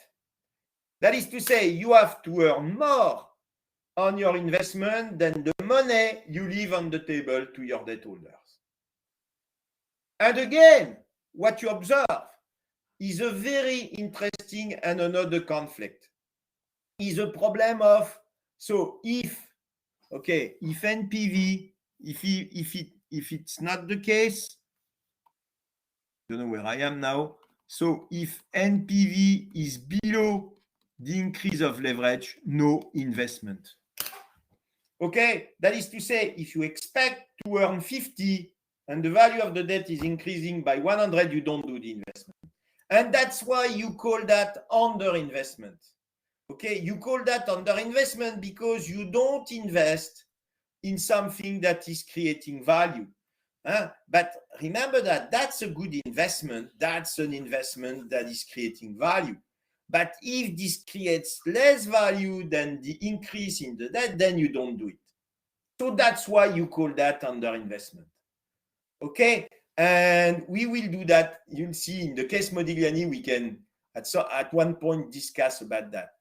Okay, so the idea is that the firm value will increase, but the value of leverage will increase more, and so the value of equity will decrease. So you prefer not to invest. So that's what we call underinvestment associated. And that's another problem with debt, is that when you have too much debt and you discover new investment, the one that will benefit from the new investment are the debt holders. And shareholders may renounce to the investment. So to summarize the last proposition before we do a break, and then we still have a small hour to go, and we will discuss convertible. But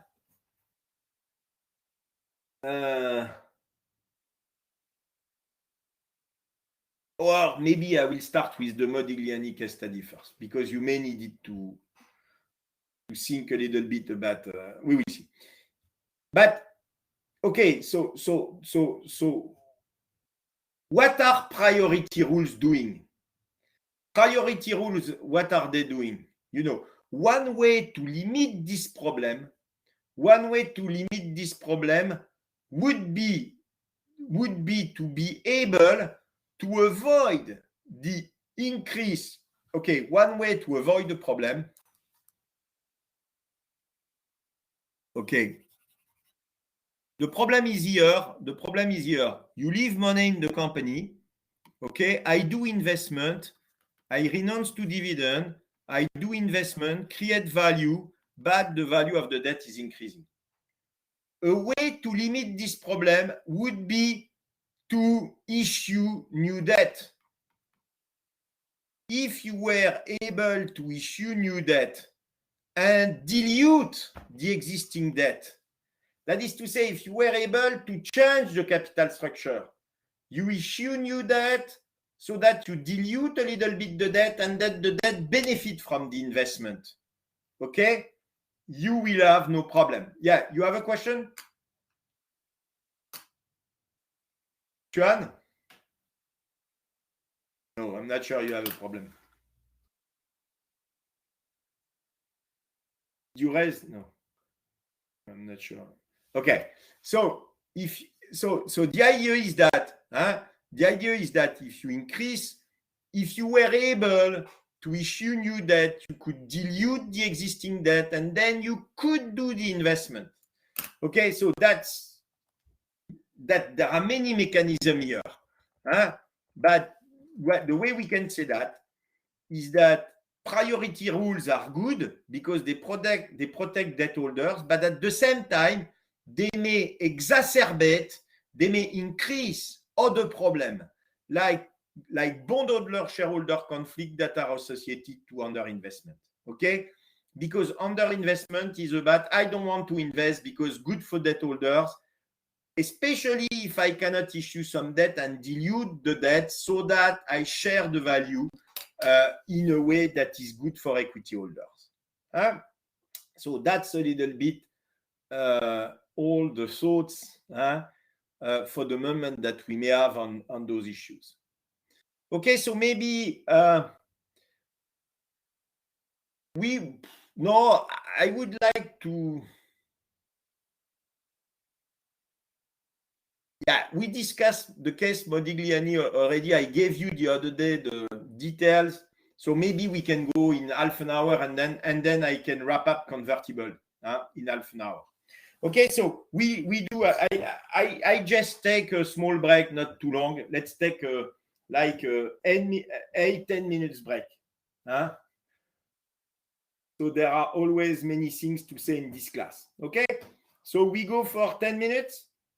Okay, so 10 minutes.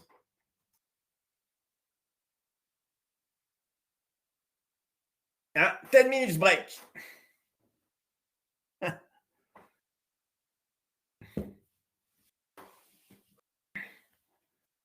I'm gonna have my preferred elephant back.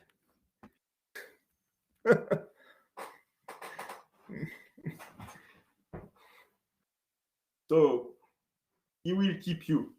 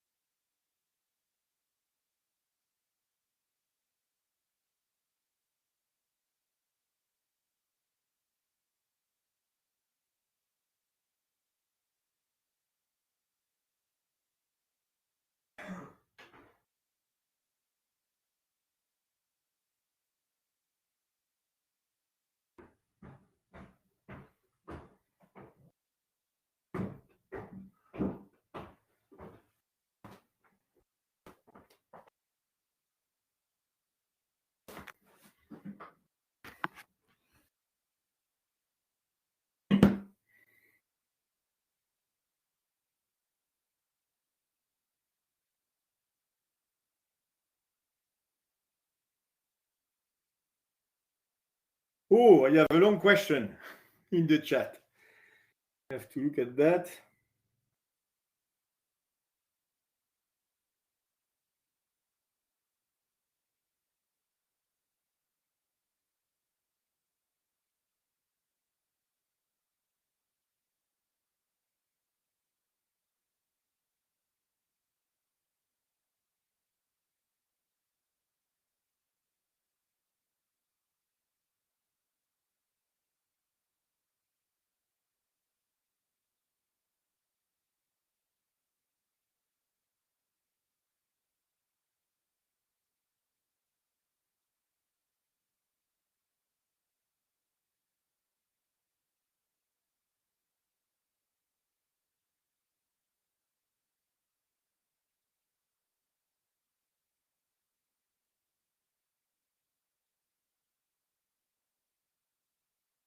So you have a question about the first exercise.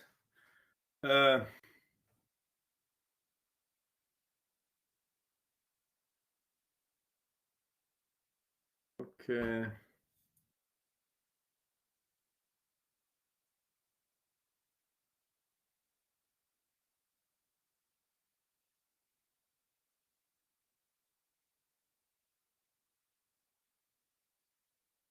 Yeah, but okay, maybe you can always say that, that one shareholder. I mean, what you're saying here is, in fact, maybe one shareholder can be better off. Okay, so there is the company like that, and one shareholder may prefer to, be able to extract some cash and then have reallocate its portfolio because, yeah, it's true, but it's always true, but doesn't mean that what the firm is doing is optimal. What I mean is that, if you have your company is 100% equity financed, it doesn't mean that the individual investor here is not already optimally diversified. So what I'm saying here, and on top of that, what I'm saying is that, there are many investors in this company, 1, 2, 1, 3, etc., and all those investors, we expect that they may have already done the optimal trade-off, considering the risky investment. Oh, but you are discussing about. Okay, but even taking this remark into account, okay, remember that when you have the leverage enter the company, okay, when you have the leverage enter the company, on one hand you have some cash, okay, so it's like, okay, imagine that you are shareholder in a company, okay, so you have the operating company, okay, and so you sell, you have some leverage enter and you receive a dividend. Okay, so as you receive a dividend, you have some cash. Okay, so you have the company at the beginning and then you receive some dividends, you have some cash. But don't always remember that now what will happen also is that the risk of the company will increase. So on one hand, you received some cash, but the equity will be more risky. Think about that. At the beginning, you have V and E, and the risk that you have here is the operating risk. But when the company, so the operating risk is still the same, but when you have the leverage, then the risk is increasing. So on one hand, you have some cash. On one hand, you have some cash that decrease the risk, but at the same time, the fact that your equity, the risk has increased, is exactly the same risk. Huh? So Modigliani Miller will apply. The sole thing in this exercise that I say is, when people say, so we are discussing for everybody, we are discussing of exercise number 1. And the sole thing that is really interesting, I mean, aside the fact that I showed that there is increase in volatility, the sole thing that is interesting is, what does it mean, a leverage effect? What would mean leverage effect on value? it will mean, that's what I explained, it will mean that like the cost of capital of the firm is 15% and is also the cost of equity. And when the firm is leveraging, I still apply 15%. That is to say, shareholders do not understand. We know that when leverage is increasing, we've seen that extensively, risk is increasing and K is increasing. And not understanding that means that I am unable to understand that leverage will increase my volatility and is going to increase my risk. Okay? And so, and that's why, then I have this plus 4 million euro of value, which is wrong. Okay? But just flowing from the fact that I do not understand the increase in volatility associated with the existence of leverage. Okay? But that's a good remark. That's a good remark. Thanks for doing that. So what I suggest, because I'm going to upload the assignment so that you can, form the group if they are not still formed, and already you can work. And so you have the ability to ask me questions in 2 weeks from now if you need. And you'll see that many things are things that we have been doing so far. So it's really putting all this into perspective and going back to what we said. So what I want to do before we discuss convertible is we take time to discuss. I can adapt what I want to this course. There are other things that, of course, I can do, but it's not useful to worry if we need to think more about. Okay, so maybe I'm gonna hold a second. I'm gonna upload. I don't want to make mistake. Oh no, I cannot upload. I'm not sure I can upload.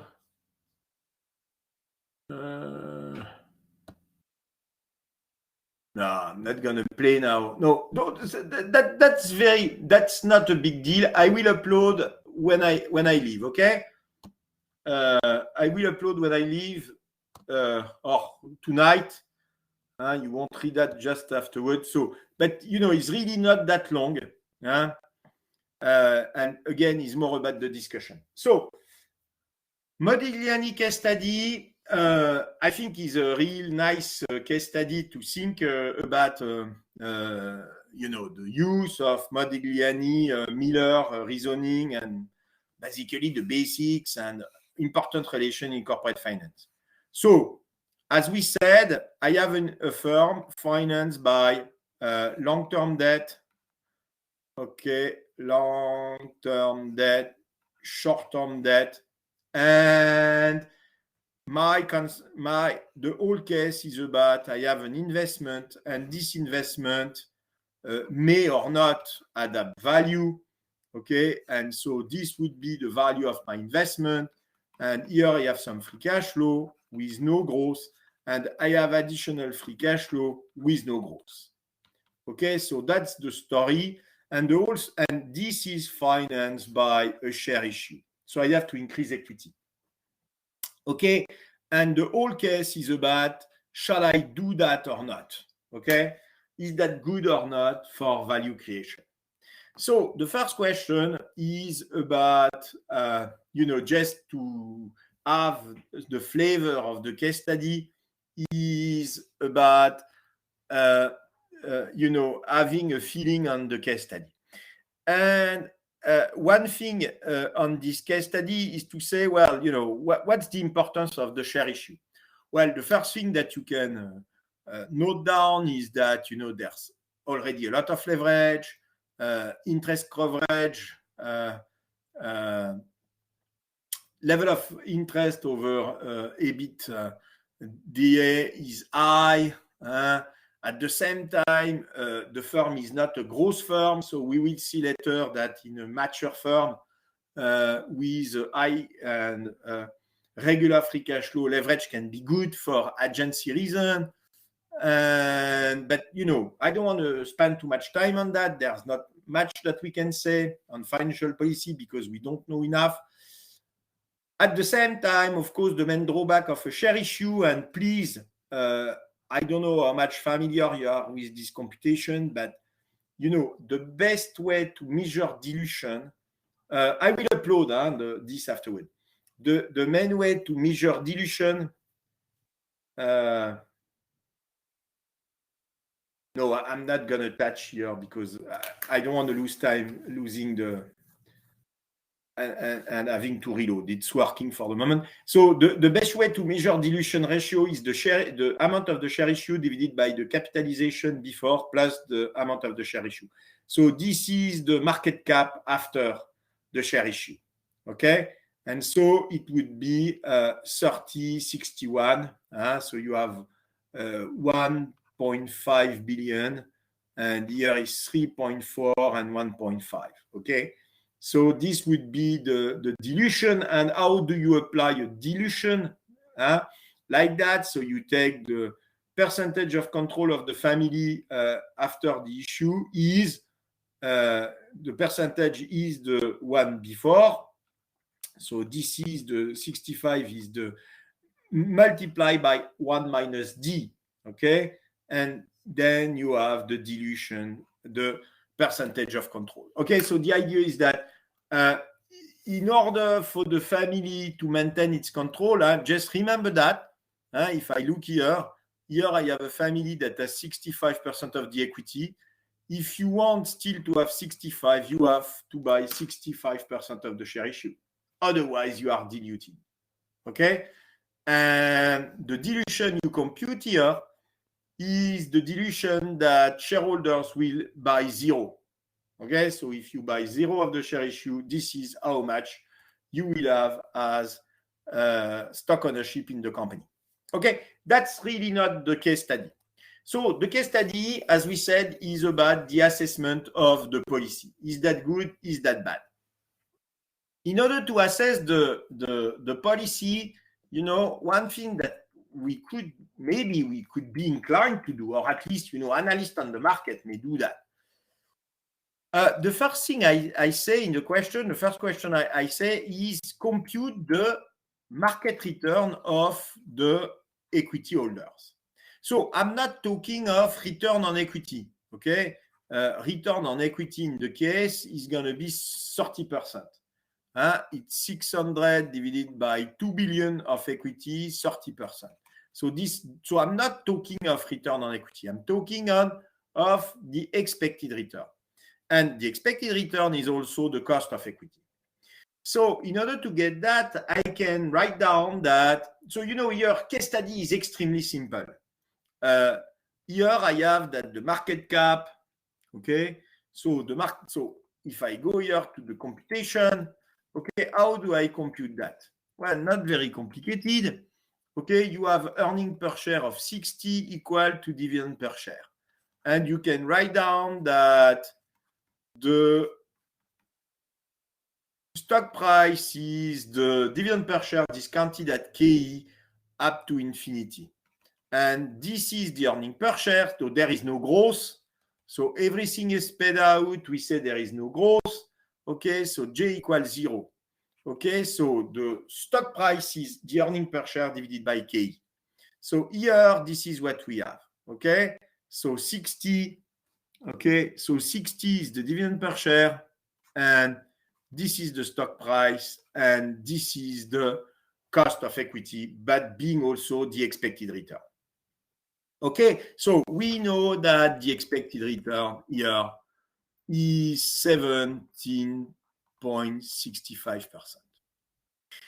Now, what we are interested in is to say, well, as we finance by equity this new investment, and as this new investment has the same risk, okay, so the risk of V is the same as the risk of I.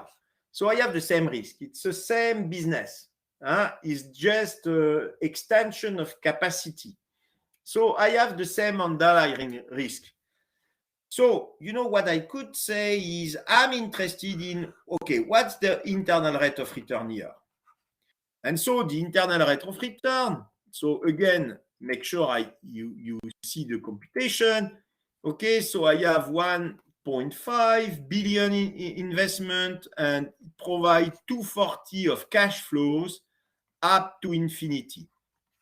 Okay, so the value of the internal rate of return is such that discounted at the internal rate of return I get by definition.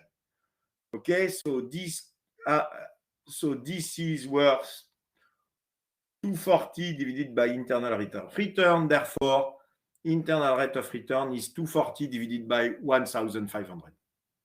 So 16%. And you're authorized to stop me or say anything in the chat if you want to. So basically, here is what I have in mind.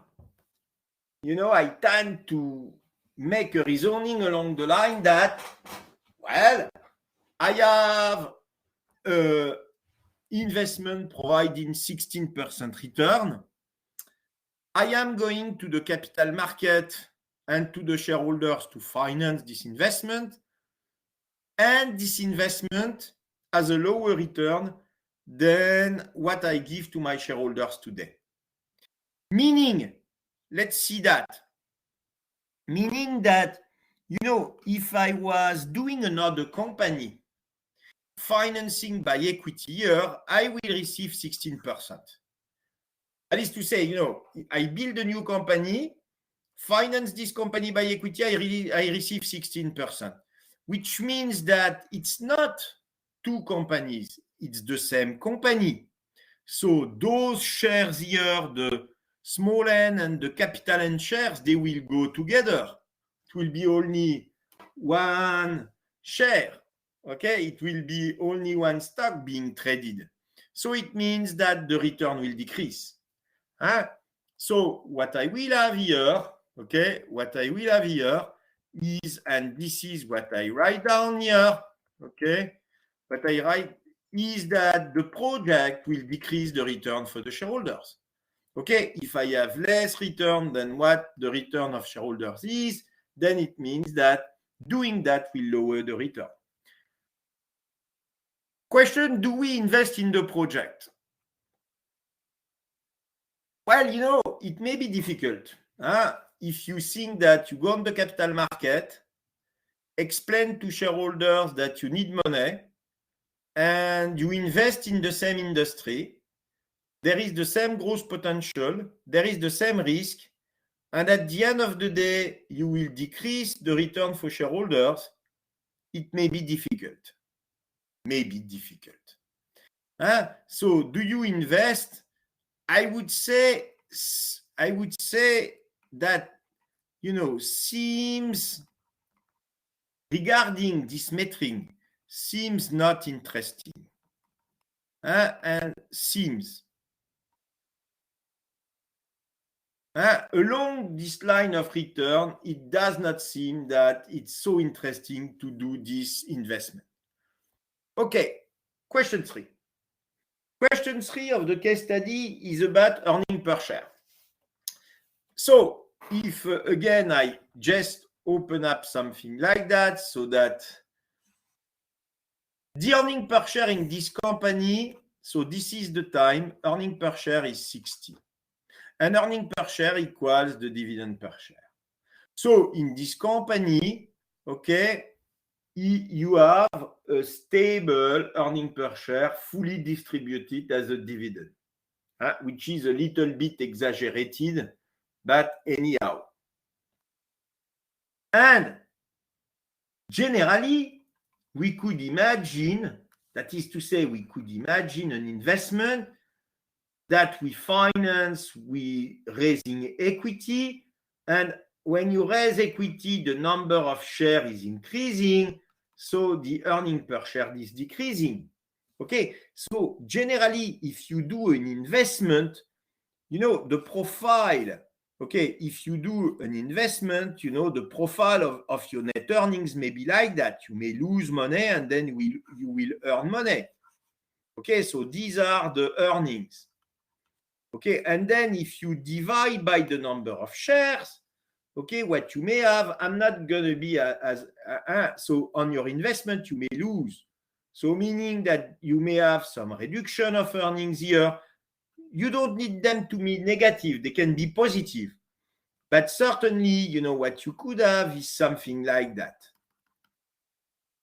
Okay, so imagine that the earning per share, so you raise capital, okay, and now you have those earnings. Okay, so if you look at year one earning per share, you have a decrease. But what do you have? You have a change in growth rate. That is to say, here you have no growth rate and here you have positive growth rate. So what does it mean? It means that earning per share is declining, but PE will increase. And maybe stock price will increase. So the idea is that you have to be extremely careful about earning per share. Okay, earning per share, you can use it only if things do not change. Okay, except that in this case study here, life is a little bit more complicated for this case study. Because in the case study here, what happened is that this project provides a stable EBITDA, which is a free cash flow, stable free cash flow, which is EBITDA, which is net earnings. No interest, no amortization, no taxes, no change in working cap, no blah, blah. So what does it mean? It means that provided you do the investment, earning per share, and by the way, dividend per share is declining. And it's declining. We will look at the computation from 60, it's not really difficult, this, to 58%. So we are not looking at a case that the growth rate is changing. So keep that in mind. So if we look at the case, okay, now the computation is earning per share is 60. And when you do the investment, the free cash flow is the net earnings, because, very simple case with amortization and all that. So earnings per share is increasing. So this is 1 billion share, and this is 1.5 billion divided by 340.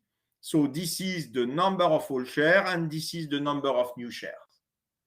Okay, so I discount the new earning, the net earning after share issue and investment divided by the number of shares. And my new earning per share is, and this is also the dividend per share. So there is a permanent decrease in earning per share, and there is a permanent decrease in dividend per share. So basically, you are saying to the shareholders, instead of earning 60 per share, you will earn 68 per share forever. So if you look at that, maybe even worse than the first case, okay, it seems, and I'm not going to write it again, but again, it seems not very interesting to invest. Or at least it seems difficult to incentivize investors to do, and the board of the company to do the project along those lines, looking at this kind of metric. So what's the next step?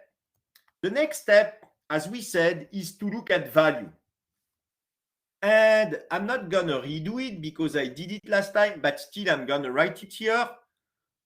E is long-term debt plus short-term debt, or E is the value before plus the investment plus the NPV of the investment, or value is the sum of free cash flow discounted at the cost of capital.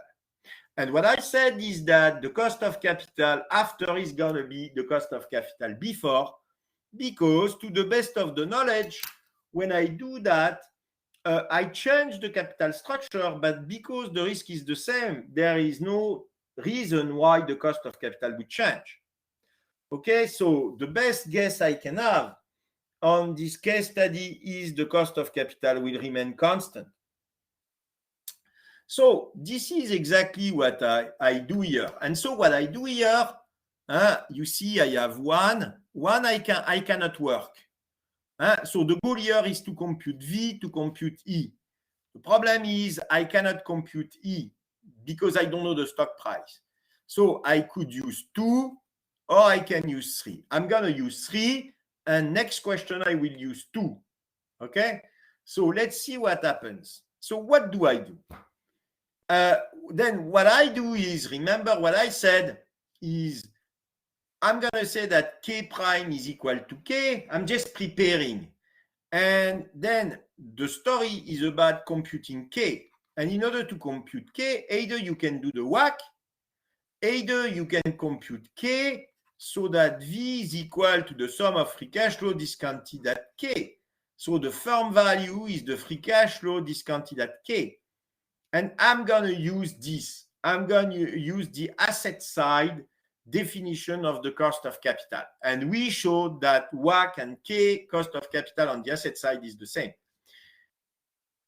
So this is what I do here. What I do here is I write down, and then it amounts to free cash flow divided by V. Okay, so the cost of capital is going to be the free cash flow divided by V. So I'm going to compute V. So V is the firm value before. And the firm value before is just this. Is what do you have in the firm value?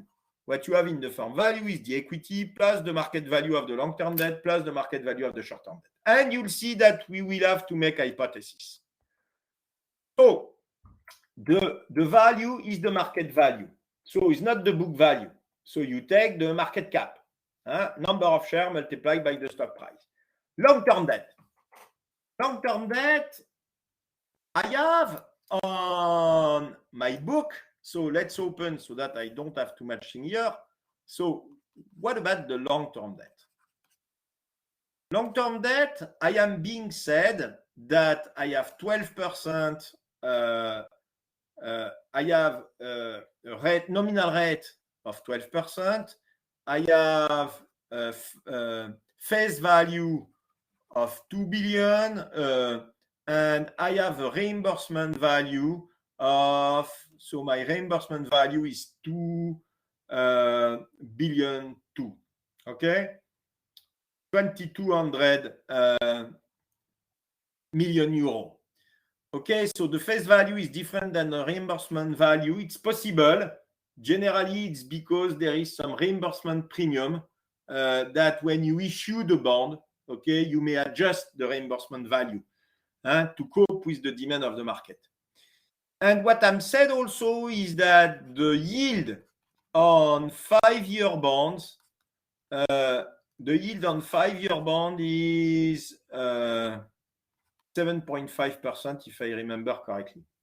Okay, so 5-year bonds on the market. Okay, so sorry, the yield, okay, like that on 5-year is 7.5%. I'm gonna make an assumption, and you will see why in a minute. The assumption I'm gonna make is the bonds that I'm talking here are basically risk-free. You will see why I make this assumption.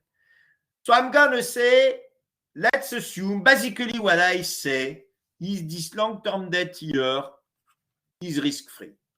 So, or close to risk-free. So it's like investment grade plus plus.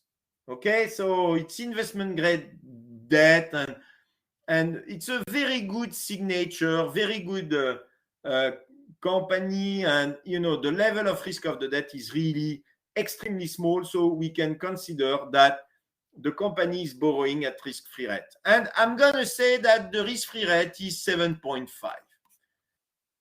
I know I should inquire more about that, but I'm going to say that it's an hypothesis, and you will see in 5 minutes why I make this hypothesis.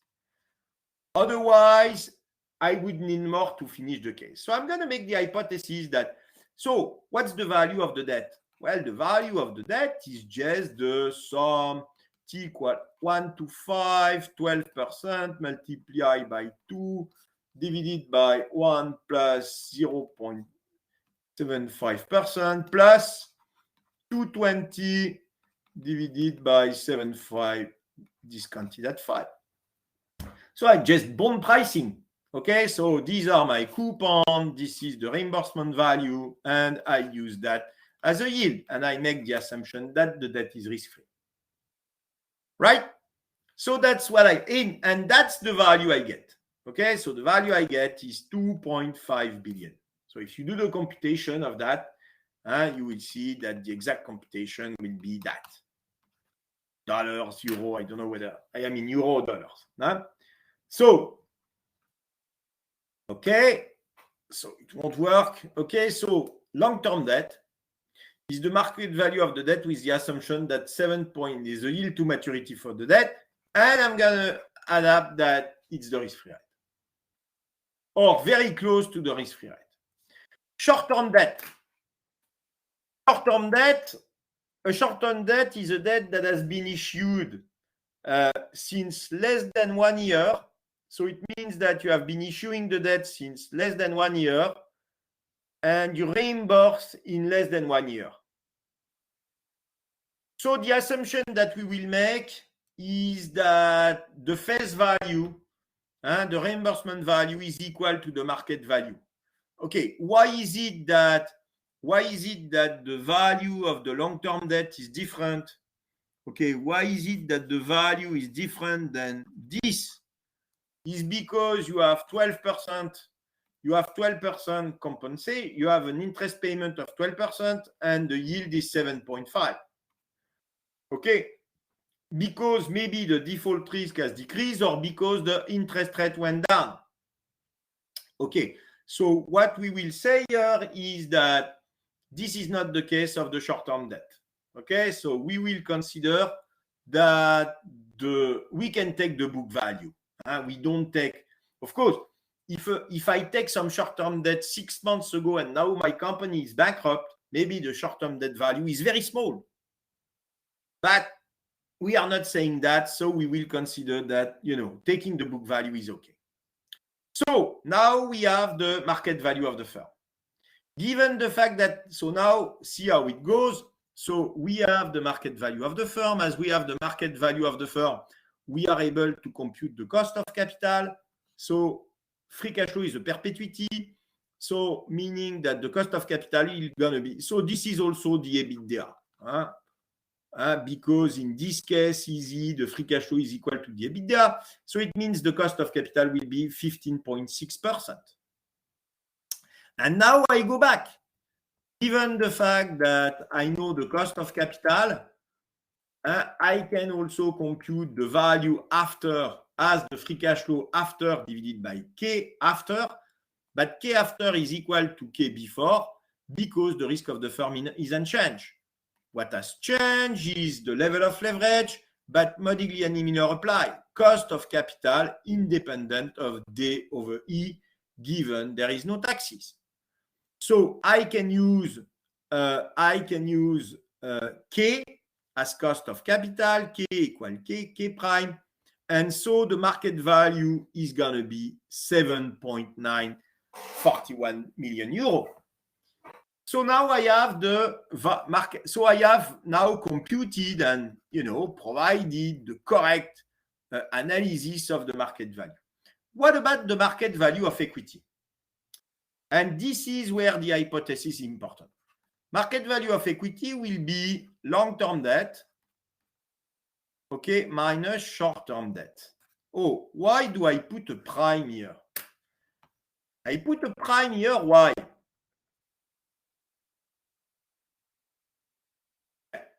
What do you think? What do you think of if we go back to the case study? I have some long-term debt, I have some short-term debt. What do you think of what will happen to the debt holders when the company invests in more assets, increasing the free cash flow? If you increase the free cash flow of the firm, with the same level of risk, and in order to finance the investment, you raise equity. Is that good news or is that bad news? Good news. Good news. What happens is you have a free cash flow like that, and you increase the free cash flow of the company. So obviously for shareholders, for debt holders, sorry, it's good news. The company is not having a higher debt as is increasing the cash flow. So a way to see that I suggest that we already see is something like that, like, okay, so imagine that you have your free cash flow like that. Okay, and now what will happen is the free cash flow will increase and the risk will stay the same. Okay, so you have like a minimum and maximum free cash flow, it is increasing. So it means that imagine that your debt is like that. So what does it mean? It means that your debt is risky. There is a probability that the interest payment is not paid by the free cash flow. Okay, but what does it mean here? It means that the debt becomes risk-free. So if the firm invests, increase the equity, increase the free cash flow, same risk, what it means is that if the debt was risky and the debt becomes risk-free or less risky, what will happen is the value of the debt will increase. So it means that exactly as we said with the underinvestment, if the company invests, the first to benefit would be debt holders. So I may have to worry or think about the impact of the investment on the risk of the debt and the value of the debt. Because when I compute E, I do E equal V minus D. So this I have been computing. But in order to compute this, I need to compute that. That's why I make the hypothesis in the case study to simplify that at the beginning, the debt is risk-free. So I consider my debt as risk-free. And because my debt is risk-free, it still remains risk-free. If the debt in the first place is risk-free, it is still risk-free. But if the debt is risk-free, the value of the debt does not change. You cannot be more risk-free than risk-free. If you're risk-free, you're risk-free. So that's exactly what I write, and I will upload this afterward. But that's exactly what I write here. Okay. So in order to compute with the value,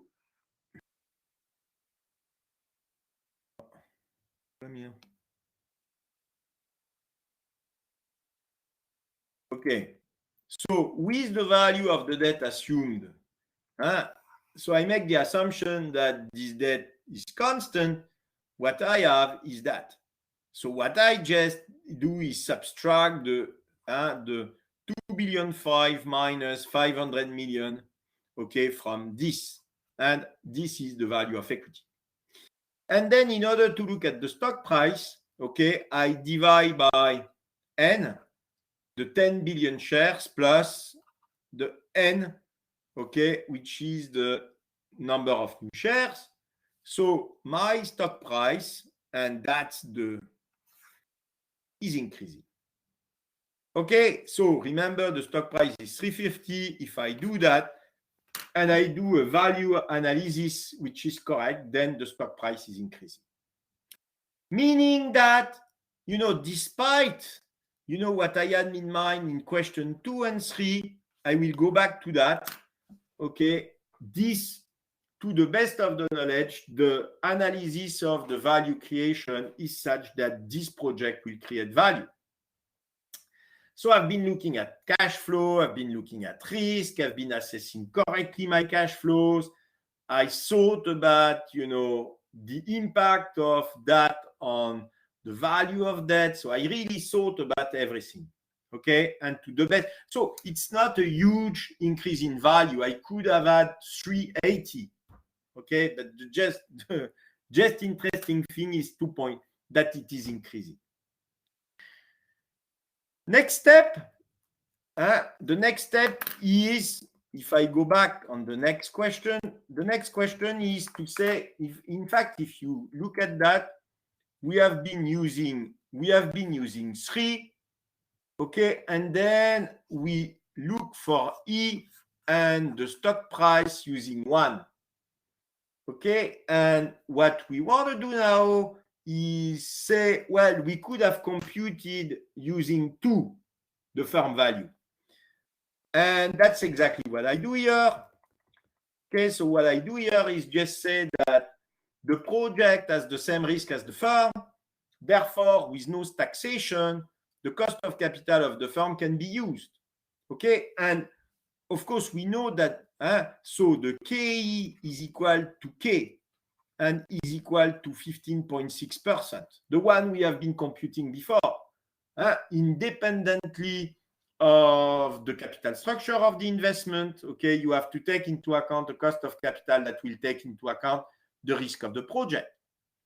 Okay, so I can use the 15.6%. And so here, meaning that, if I discount that to infinity at 15.6%, I have 37 million. And can I find, so the NPV is the value creation. And the NPV could go to debt holders, but we said debt holders have a debt that is stable. So it will go to equity holders. So there is NPV positive, cannot go to those guys because leverage cannot change. The risk of debt cannot change. So it will go to equity holders. And which equity holders? Well, then, what we say in the case study is the following. The timeline is, you have a stock price of 330. Okay, you raise, so you have capital N shares, and then you raise equity and you have N new shares. And then there is project announcement. So here you announce the project to the market, so NPV is here. As long as you have not been announcing, the market cannot expect, okay, the value. So it means that the NPV will be shared by N plus N. Okay, so meaning that if you take the 37 million, so it's so small, given that the project is 1.5 billion, of course, 37 million is not a lot. Okay, the NPV is not very big. And so you have like 10% plus, so this is N, this is small n, and you can find, if you want to do the case, just keep all the figures after the dot. Because, if you just keep not enough, it won't work. But if you keep everything, it works. So you have 2.6 per share. And this is what we found before. Okay? So meaning that, the increase in the stock price that we computed before, we can find it, hopefully, like that. So we are able to assess the value creation. So in order to finish on the case, we have to understand why. So if the information, was released before, so what would be smarter? What would be smarter would be to release the information before. Because if you release the information before, okay, then it means that, your stock price will increase. Stock price will increase to this. And so when you raise new share, the number of share is declining. That is to say, here is very small, but imagine that you had 60 per share. It means that the stock price will go from 340 to 400. And so you really limit the dilution because you have less shares. So always provide positive information has to be provided before you share. You raise the shares. Otherwise, meaning that, you will have the new shareholders benefit from value creation, whereas you are the one that provided this value creation. Remember the case of my Lebanese student opening a chain of restaurants, exactly the same thing. Okay, and so now, so it all converge. Analysis of value is working perfectly well. Now the story is, and the good thing is you don't have the answers, so you can't know. Okay, is question 2, we were looking at return and we were saying, and we were looking at return, and I think we will finish on that. We will do convertible next time. No big deal. So we were saying, return is declining. And we were comparing KE and the internal rate of return. So what's the mistake here? The mistake is quite obvious. The mistake, but it's so common. That is to say, what we were doing is say, we have a we have a company like that, and we have leverage, and we increase our capital here, and as we finance the project, and 16%, okay, so it means 16% on that, but as we get 17.5%, so we were comparing that with that. But that's a mistake. Okay, to go back. So the problem is that we were comparing. So we have the investment here and like 16%, and we were comparing because we were financing by equity. We were comparing what we receive here with what we receive here because we were financing by equity. But that's wrong because KE is leverage. What we want to compare is 16% with the cost of capital of the investment. And the cost of capital of the investment is comparable to the cost of capital of the firm on its assets because the risk is the same. So I can use the cost of capital of the firm because the cost of capital has the same risk. So the mistake I'm making is, what I have here is the internal rate of return is over the cost of capital of the investment and cost of capital of the firm because I have the same risk, but is below 70.65. But this does not compare because here I compare. Remember that K is K minus KDD over E. So this is operating risk, and this is a risk premium associated with leverage. So if I have 65%, is because in this company I have some leverage. Okay, and I insist on that. It would be the same mistake. Imagine that you say, it would be the same mistake. You have issued a debt that cost you 4%. Okay, you cannot compare the 16% with the 4%. Because the debt here that you have to finance is a specific asset for a specific investor that provides a certain return. What you are interested in, not how much will it cost you to finance the investment, but what is the required rate on this investment. Because if you have here a debt of 4%, okay, this may increase. Okay, so overall, you don't take into account the real cost of your investment. It's not because I have a leverage of 4% that it costs me 4%. Because I may increase the cost of equity and the cost of debt. So what I have to look at is always what's the cost of capital of my investment.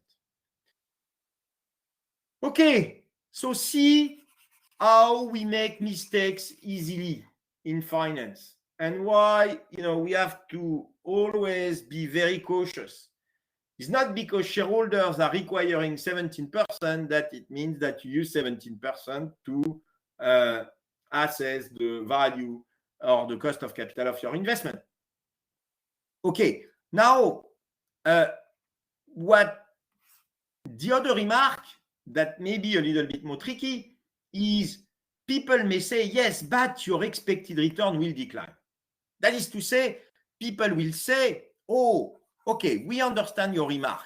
We were wrong comparing KE and the internal rate of return. But the point is that, okay, I go back to my story. Here I have some equity. Here I have 16% on this one, but this one will go in this one. So at the end of the day, my shareholders will have less. So basically, what you are saying here is, well, you have a certain return, you have a certain risk, and you have a certain return. And what we will have is we will have a lower return. Okay, so, the return will decline. Yes, but what will decline? What will decline is the risk. Why is it that the risk is declining? Because the is going down. Okay, so expected return will decline, but the cost of capital will decline. And why will the cost of capital decline? Just because the leverage is declining. Because the company is adding some capital, D over E is going down. So the existing risk for shareholder, the risk for the existing shareholders is declining. So the expected return is declining, but the cost of equity is declining even more. That's why it's compatible with value increase. Okay? So that's the trick. And what about the earning per share? Okay? So maybe I have just some space left here. We were saying earning per share is going down, but stock price is going up. Yes. Stock price is going up, value, okay. Earning per share declining, correct. So how come it's possible? Well, just because the P is going up. And why P is going up? Because P is D is payout over KE minus G. And what we said is K is going down. So because the leverage is declining, the risk of shareholders is declining, and so K is declining. And because K is declining, the P is increasing. So meaning that my value analysis, the value analysis I had, like, my P, my earning per share is going from 60 to 58.28, okay. But the risk is declining. Meaning that, the goal is not to maximize the earning per share. The goal is to maximize the value. Okay. And the idea is that the value will be maximized if you do this investment. Okay. So that's the story of the case. And I'm going to upload the solution tonight or tomorrow morning. Okay, so that's just what I write down here. So the projects offer a return which is higher than the required rate of return. Okay, so the cost of capital.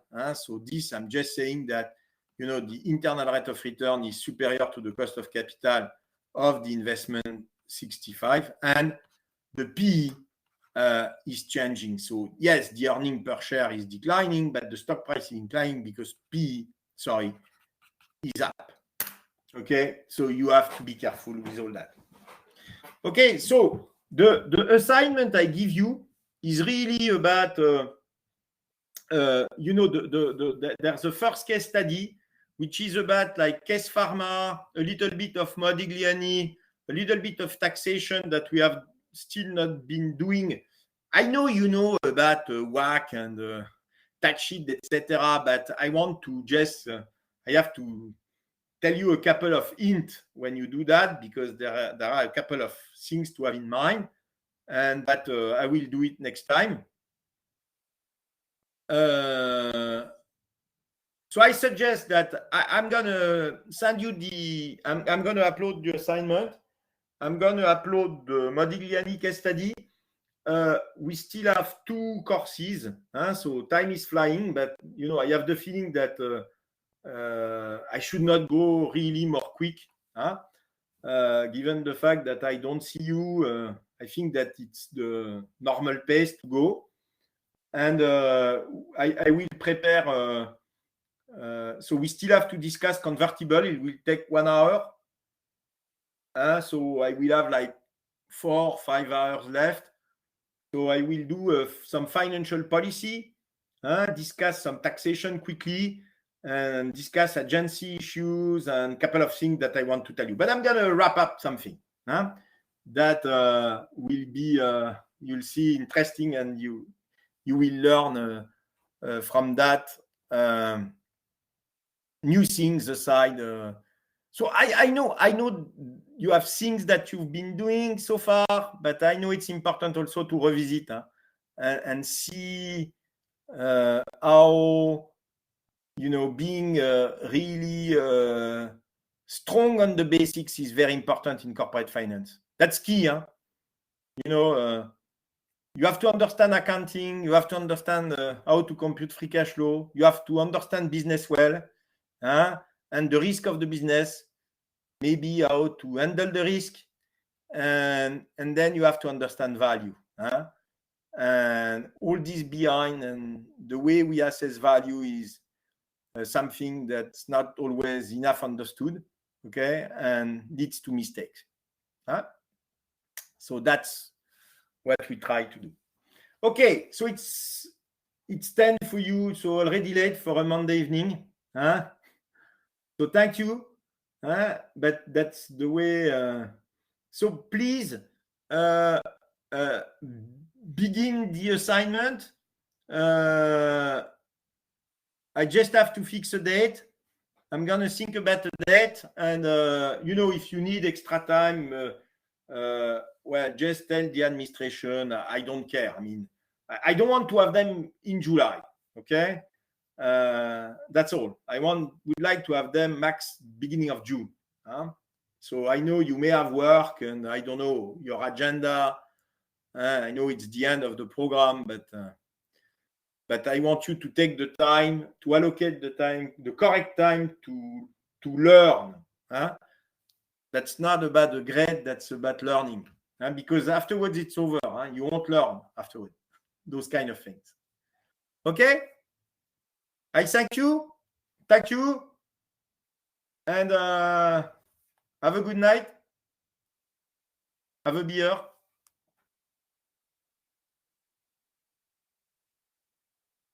Okay. No more question on that. So thank you. Thank you, Trong, so much for being the one. Always here. Okay. Well, then, have a good night. And let's meet I think we meet in 2 weeks. Okay? Next week, we won't meet. Bye-bye.